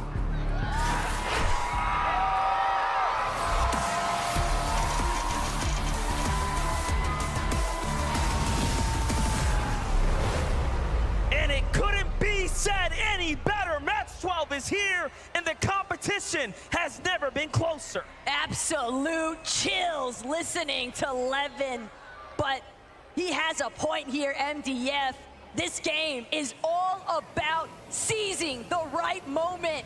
Poyo and Peterbot flying in to the Raft. Company beside them, but no Queasy and Thomas in sight. But you do have Denoth and Tinker still here. Peterbot and Poyo will have to make it out of the drop. They will have to make all the way to endgame here to meet Thomas, HD, and Queasy to run it back one more time. Eliminations are going to be huge here for Poyo and Peterbot as they get to have a chance to open up the point discrepancy. This is anything but a detriment, though, as far as Poyo and Peterbot are concerned. Denoth and Tinka nearly helping them tally up an additional 6 points if they're not careful. All the while, Thomas, Queasy, they've just landed touchdown home base here at Research Rock, Brawlers Battleground, and a whole game ahead of them to try and stamp their mark. And I know everyone at home watching right now, sitting on the edge of their seats. What is gonna happen? Who is gonna take it all home and lift the trophy at the end? The bragging rights of being the best duo globally across all of the Fortnite regions. Kovacs and Huddy still have so much to fight for as well, given that their podium finish is up on the line here. Let's not forget, third place is still a huge jump up in prizing and bragging. But for Kovacs and Huddy, they've been fighting this team every single game of the weekend so far. They've been relatively successful, but this is the last chance now. Neither neither side willing to budge, but for Sky and Skrull, they seem to be on the receiving end for the most part. Huddy, Kovacs trying to close in. They know just how injured they actually are, but Kovacs a little bit too ambitious. Sky, Skrull, they're gonna find the first knock. It's exclusively up to Huddy to keep that podium finish alive. It's not over yet though. Huddy is way too healthy, and they recognize that this can go either way. Given how consistent he's been, beautiful tag right there onto one duo. Can he get the second? Surely he can, but the damage has been done, and he's forced onto the back foot, starting to run out of mats now. Armor wall comes out. Things are looking really dicey now for Huddy. There's only so many ways that Huddy could actually choose to escape from this current position, however, and Skrull recognizes that fact. Skrull's gonna find that final elimination. Huddy and Kovacs have had a phenomenal... Must go. Peterbot and Pollo need more points, and they want to start opening up the gap here. Trasty's going to be the first to fall now. That final elimination having been established there for Pollo and Peterbot.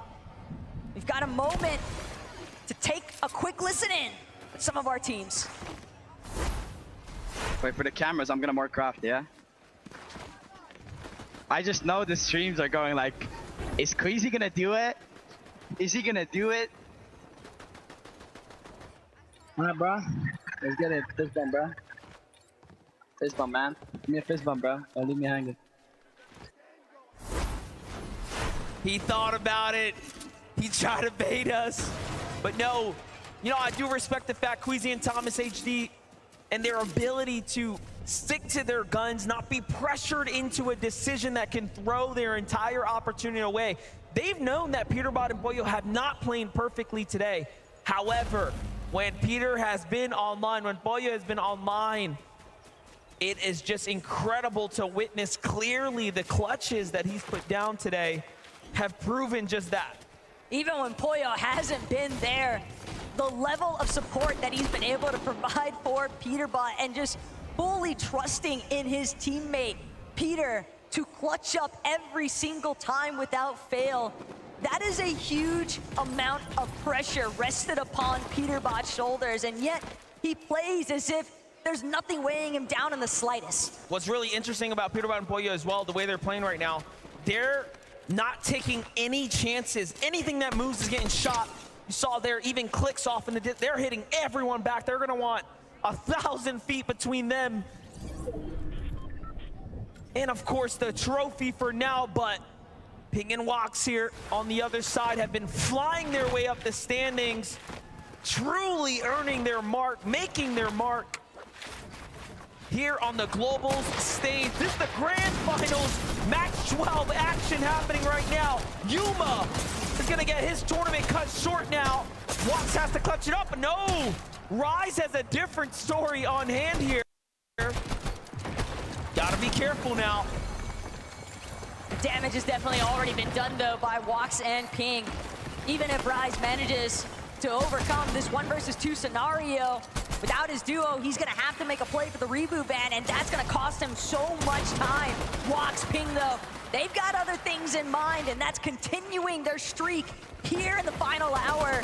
2 eliminations already, a third party closing in. They've got ample amounts of shield though. What they really need is more white heals and an opportunity to disengage, most importantly of all. Honestly, from Wox, that was an incredible angle to counter the ramp that was thrown in the box right there. Quick thinking, swift action. It's gonna allow them to win that fight right there. Tinka has to be careful. They may have won an OCE championship, but here on the global stage, everyone is on equal footing. Things slow down for a moment. Other teams lurking nearby, listening, watching. Brazil, OCE, you never know who's gonna jump in first. Chicha and Trulix though, they're just sticking to what's tried and true. Surge base up, scour the entire area, and apply pressure onto the teams down in Doomsday.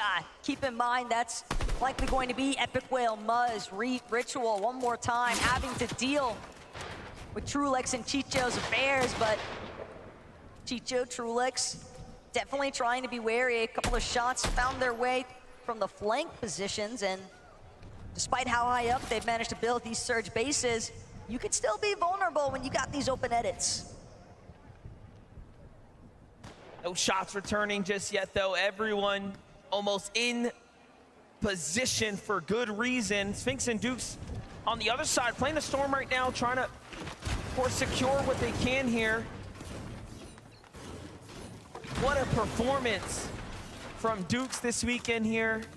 Again, flying straight up to the top, not really looking back after making the top 5. He has just been so consistent with Sphinx.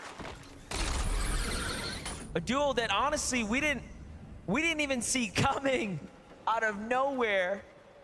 Back on over to Vico and Flixie. The Railways pushed out very early this time around with this far western pull.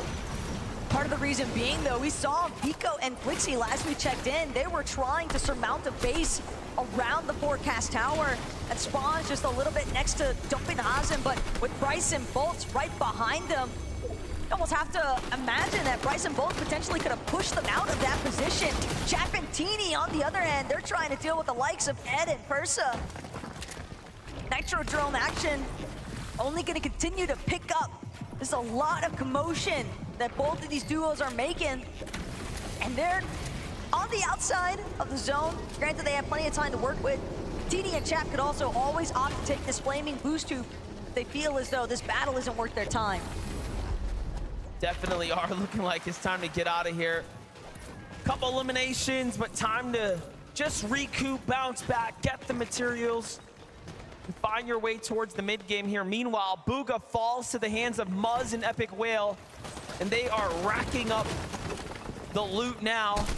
Other teams are still here at the Doomstot, though. Big rotates coming in, it seems like, from Reet and Ritual. Mapoli and Zoyota as well, just lurking, trying to find an opportunity here to pounce in. That was a big set of eliminations, though, that Muzz and Epic Whale managed to find. And the fact that it was on to Aviv and Bugha can be crushing when you consider that they had started to surmount the comeback potential, trying to maintain the top 10. Aviv unable to get the revive. Respect the commitment, but Muzz and Epic Whale just a little bit too quick on the collapse.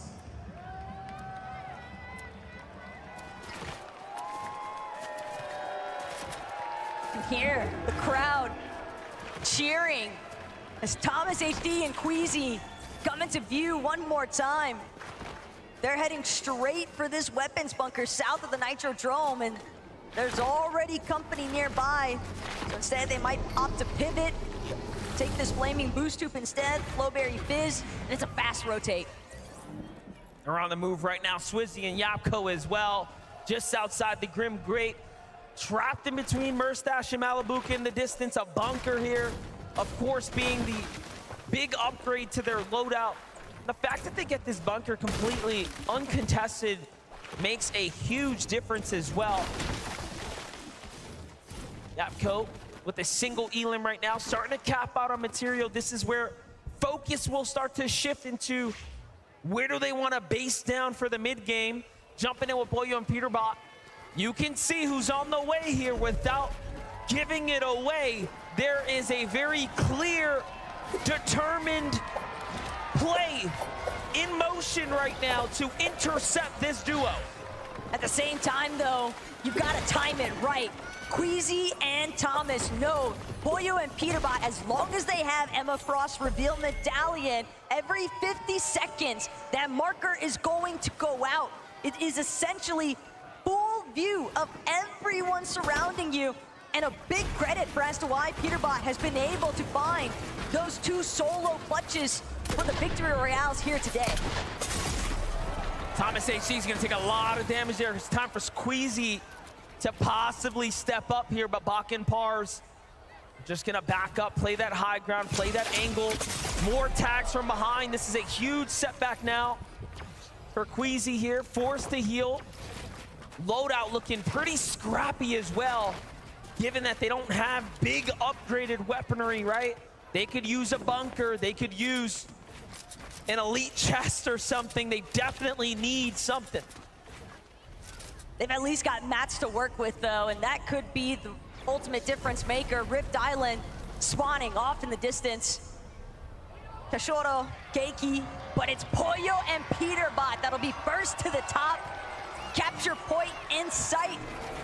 And with the control of Rift Island nearly underway, Pollo, Peterbot from this position sitting just inside of the zone as well. Their next intent likely gonna be to just fully restrict the flow of this lobby. And it's almost easy for them to know where the Rift Island's gonna spawn. They have the forecast tower. They know where the next zone's going. Obviously, the island's gonna be in it, if not extremely close like it is right now. So it makes sense. Pollo and Peterbot are isolated here, and they will be for quite some time. This is, again, probably the weirdest Rift Island we've seen off on the western coast. And even worse still, it's just a little bit above a weapons bunker as well. With that in mind, Peterbot, Pollo know teams are going to want to get drawn towards that weapons bunker, but trouble afoot here for Vico and Blixie, incredibly low. Vico dropping immediately the ultimate low ground. It's a risky play whenever you opt, try and glide in, but Casper, Prism on the other side of these walls, and they are looking for an opportunity to take this team out. Taking walks in a fight right now, continuing to key the lobby down. They want to jump up into those positions, and now they fight their way into 5th here as they're ramping it way online right now. Vico and Flixie next door to Casper and Prism. Paper and Victor V looking inwards, trying to see what's happening here. You have Kanata and the reigning champ, Cooper, there as well. Very, very contested spot here. Meanwhile, Bolts and Bryce, who are our 5th place team coming in, but now slipping down just nearby. But Bryce and Bolts, they're still slinking around restored rails, and they can hear all of the action, all of the shots being fired just west of them, sometimes a little bit south. Bolts, Bryce, scavenging everything that remains here inside of restored reels, but if anything, their primary focus is exclusively on just maintaining a strong placement to close today out.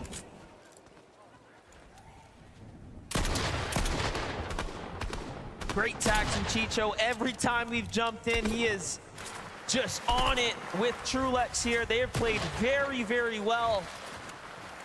It's that 3rd place spot is what is open for them right now. Gonna pop this Flowberry Fizz and get their rotate going now. Of course, have the dashes, given that it's right on top of the Grim Gate. And all things considering, if the zone ends on the Grim Gate, that will be a factor in its own to take into account for an end game. Well, don't count it out just yet, because we're seeing that river of sticks get further and further into the heart of these zones. Kligs, Benno caught up currently with Malabuka and Murstache. From one side of the map to the next, though, Murstache, Malabuka know that they're gonna need some elimination points as well. They lost a lot of their footing they had after the conclusion of day 1. Day 2, just too many threats, too many times of falling victim to the power of Oceana, Alex, and Worthy. And now Thomas HD, Queasy, they've managed to work their way from that sticky situation of dealing with Pars and Baka at the ship-it station, but still more trouble afoot here because they are fully aware of the fact that this current Surge base is not empty. It looks like they're looking to gear back up to take the fight again because they have to here. But Queasy scarily leaving himself available and open, trying to tempt others to jump in. Meanwhile, Baka and Pars are gonna bring it down and then go for the catch. This could be everything here. Thomas takes a lot of damage. Queasy is hurt as well. The lobby sees what's happening here, and a desperate spray of builds starts to come out to try to keep them alive. No armored walls. This is the worst we've seen their loot. They went for a risky maneuver really early on for what looked like an attempt to intercept Peterbot and Pollo's pathing. but now instead they find themselves caught in the crosshairs, 2 below the damage threshold. Seemingly the first time it feels like this weekend that we've seen this duo truly struggle with their surge management, but just like that, Thomas, HD, Queasy, they find a moment of relief, a chance to breathe here, regenerate their shields as much as possible. But the situation continues to remain dire here for Vico, as he's a solo, no Flixie. A lot of our top 3 right now in desperate situations for Vico here. What can you do? He's only 47 damage above the threshold. The damage needed starting to rack up here. He knows it, we know it. And now he moves. Goes back to where his teammate was fallen. Trying to get a little heal off here. And he is missing every opportunity to rotate. Thomas, HD, Queasy have to go for a fight here. But no! They get caught and taken down! And just like that, the tournament run for Thomas, HD, and Queasy come to a close. Boyo and Peterbot effectively survived long enough to be your global champions. Boyo and Peterbot, they're not even taking a moment to celebrate. It is all business as usual for these two. They want to leave it out with a bang. They're trying to find this last victory royale. Peterbot called it yesterday in interviews on socials. I will get 3 victory royales on the day. Peterbot's dancing in the box. He knows what just happened. He knows they have done enough. They died. Come on. Yeah. Hold them. Come on. Come on, bro. Let's go, baby. Let me look. He knows. They know. Boyo can't even hide the smile. What? You know, you got to think about it. Every single major this year, they have been at the podium top, including the back-to-back coming out of the majors, and then to win the in-person event for the global competition. The interviews that were racked up across all of the competitors here pointed in one direction, and that's to Peterbot, that's to Boyo. And they are still showing up in the last game, and they'll very likely win this at this point. Peterbot is an undisputed best player in the world currently, alongside his duo Boyo. They're still making sure to deal with the lobby as needed. Ping floating in the water here, but Peterbot and Boyo, second in Major 1. And then the hat trick to conclude the year, first place every single time. What more could you ask for? And he's got some of the most victories pulled here on the grand final stage. Just keeping it so close as well. Nothing of a perfect performance by any means, but just so far ahead of the rest. Clearly, he's a cut above the competition, but for others, there's still a lot to fight for here as second and third are now out of the game. If Bolts and Bryce pull a big game here, they could very well jump their way up into some significant new prizing and maybe be called the third, maybe the second best team in the world. They're not the only ones seeking it out either. You've got to keep in mind Trulix and Chicho, Wax and Ping. Also, Spinks and Dukes had a little bit of a slip-in, but everyone is still within striking range, depending on who actually closes out. Lobby number 12, Bolts with the elimination from afar. It's going to be Baka that falls. Pars now a victim of the surge damage takes as well as the focus of the lobby, and he's taken out. Bolt's on the move right now, looking to secure that loot. Nicely done for him, but they are barely holding on right now. The surge should turn offline here shortly. However, they still want to find damage just to give them that peace of mind. Meanwhile, Clix is still up, trying to navigate this game. So there's a lot at works here. Bolt's looking around, Bryce looking around. What opportunities are available here? Not many. Problem is how chaotic these final few moments are about to become. Everyone's got access to this river of sticks.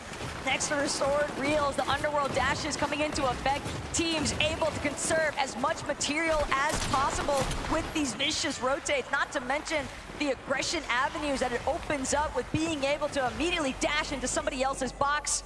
Clone, Kramsu even taking full advantage, immediately charging at Seti and Cammy, but it's Chicho and Trulex who are trying to make the difference here.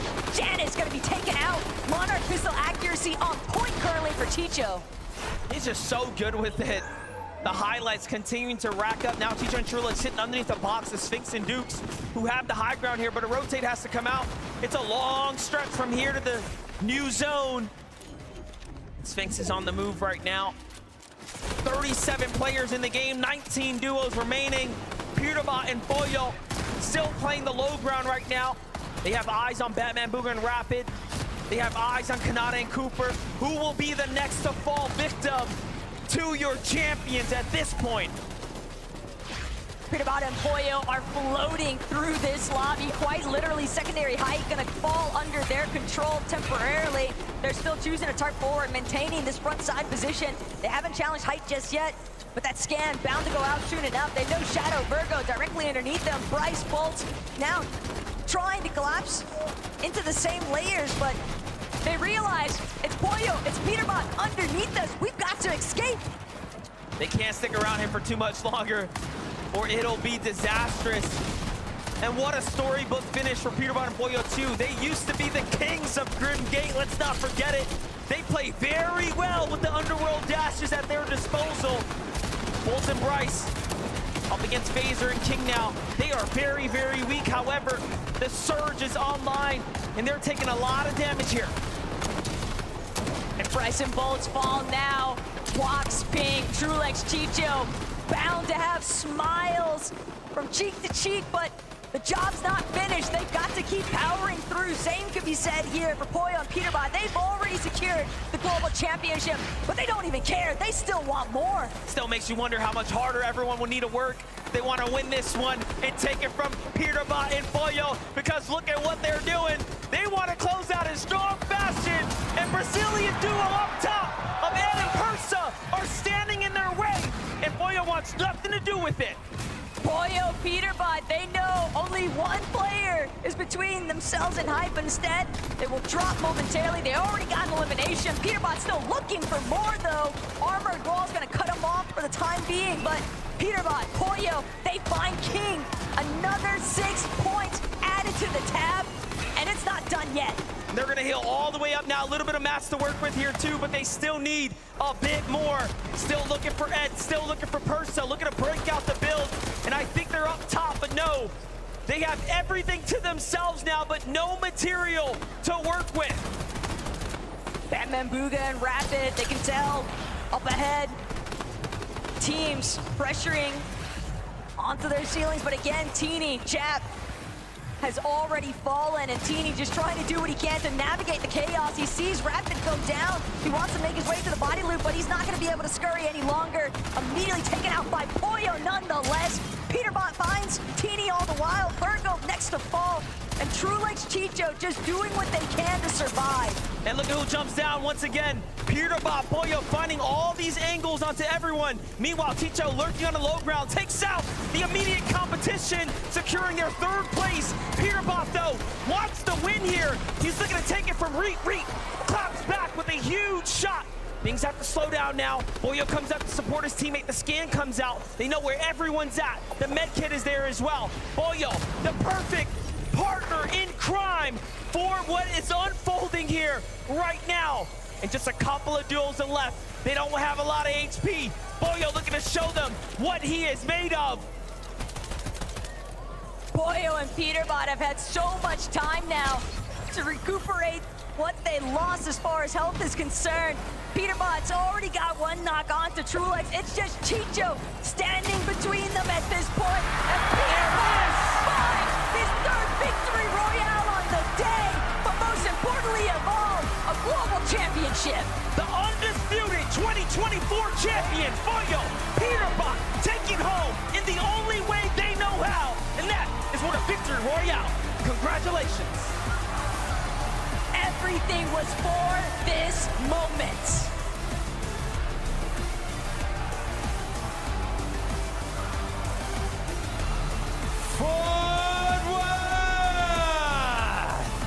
Would you please give it everything you've got for the FNCS Global Champions 2024, Peterbot Empire!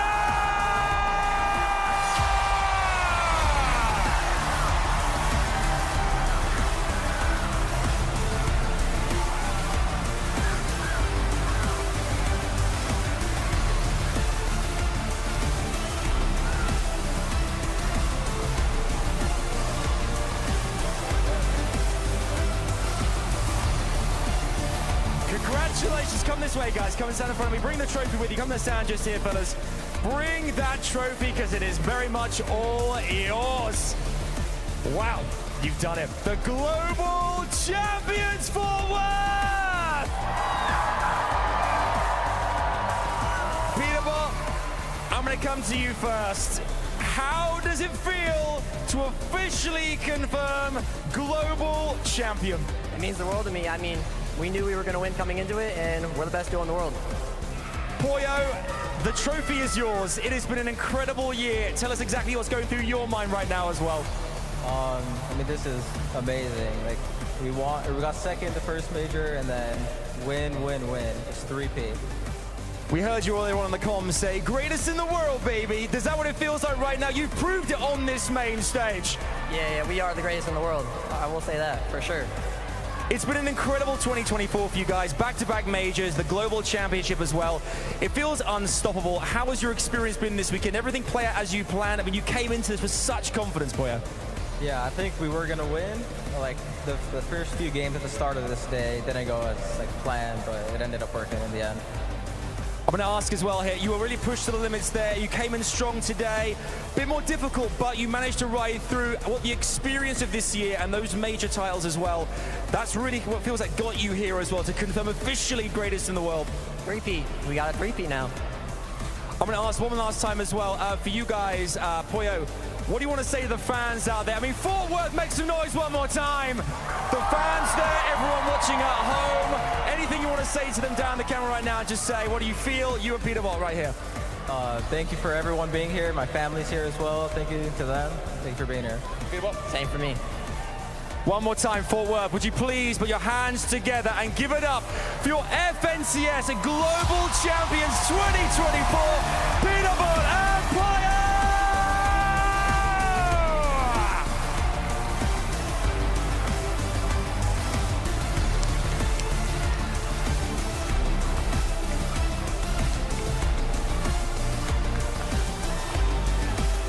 There you have it. After an unbelievable year, Peterbot, Poyo, from a record-setting major number 2 to the back-to-back champions, coming in, defending titles, and now, here in Fort Worth, our global champions.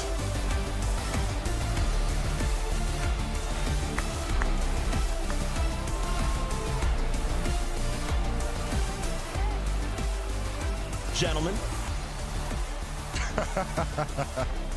take a deep breath. I don't need a deep breath. You don't need a deep breath. I love it. Guys, I want you to just bask in that for a moment. You've done it. You set an unbelievable record in Major 2. You back-to-back in Major 3. And then you take it that one step further. A global championship title. Oh, bro, let's go, dude. Poyo, you said you're here with your family. How does it feel, man, to know you're a global champion? You've worked so hard all year long. Your family is here. NA is here with you. Fort Worth is here with you. Dig deep, tell me, how does it feel? Feels amazing. I mean, last year I didn't do like as good as I wanted, so now winning, it feels even better. And then with the fans, my family being here, it makes it even better. Peterbot, same question, brother. Dig deep, let me know, how's it feeling? I mean, I have like 20 family members in the crowd right now. Let's go. Feels the world, you know what I'm saying? Awesome stuff, guys. Listen, it's hard because you guys have broken records throughout the entirety of the year, almost every single one that has ever existed. You guys got second, first. Now you went on the international stage. I guess the question for me is, are your eyes or your goals set on anything else? Like, have you done it all? Do you want to go further? Do you want to just keep winning? Where are we going? I mean, you can only just keep winning. Peter? Yeah, I'm not gonna lie. I think we're gonna win 3 out of 3 next year and win the globals next year too. Wow. Imagine that. Imagine that. Look, Pollo, you burst onto the scene last year. I remember you were trying out with Boog. Everyone said, who's this kid? Pollo, where's he come from? NA West, what on earth is going on? Your rise has been incredible. And of course, understandably, everyone looks at Peter and goes, this guy's the best in the world. But for you to have achieved what you've achieved the past 2 years, right? Talk to me about how you've done that and advice you'd give to young up-and-coming talent who want to do what you've done. Yeah, so I got a good teammate, Sphinx. We ended up getting 3rd, 5th. We got a coach that really helped us. So from that, and then I played with Peter. So then we won. So to the people like out there that want to play, just play, like just play every day, and then just watch people, watch pros, watch your mistakes as well. Guys, I want you to take a moment here. I just want you to just look around this stadium. Look at all of these fans standing up for you guys. They are here with you in this moment. You have created a moment in FNCS history that we will remember forever. What do you guys want to say to these fans, to the fans at home who are watching and want to aspire to do what you do, who are literally yelling your name the same way these fans here have been yelling? Yeah, I'm not gonna lie.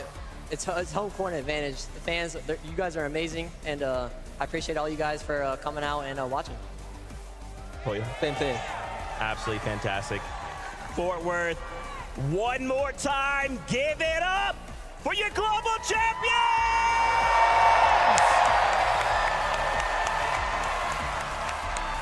Guys, thank you so much.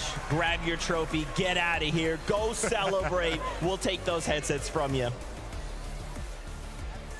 Congrats, bro. Hey. That's right, go on. One more time, Dickies Arena, let them hear it!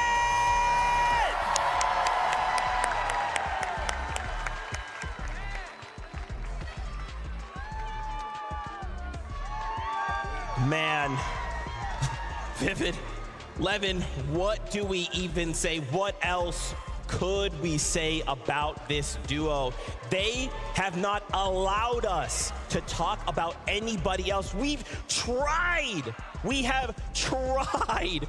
And yet, every step of the way, they have stolen the spotlight. And now they walk away as global champions. I mean, being closely associated with the NAFNCS throughout the year, there were doubts every single major for this duo to win it. Yeah, the first one they got second, but every single time they proved everybody wrong, and Levin was talking about it. I mean, there were huge doubts coming into the global championship this year. Oh, Peterbot not going to be as good in person. Well, I think this performance has shut everybody else up. I have no idea what negative things you could have to say about this duo. They seem unstoppable. I think everyone's pretty much established that, yes, these guys are the best team in the world. Forget about that. They are the best team of all time. There has never been a duo this good. Speaking of individuals, of course, the big man, Skinny P, there has never been a player that good. Nobody has reached the levels he has shown us this weekend. The way he played, I don't know if anybody ever will. This guy is a different gravy. This duo is a different level. And I can't wait to see what the future holds for them, man. This is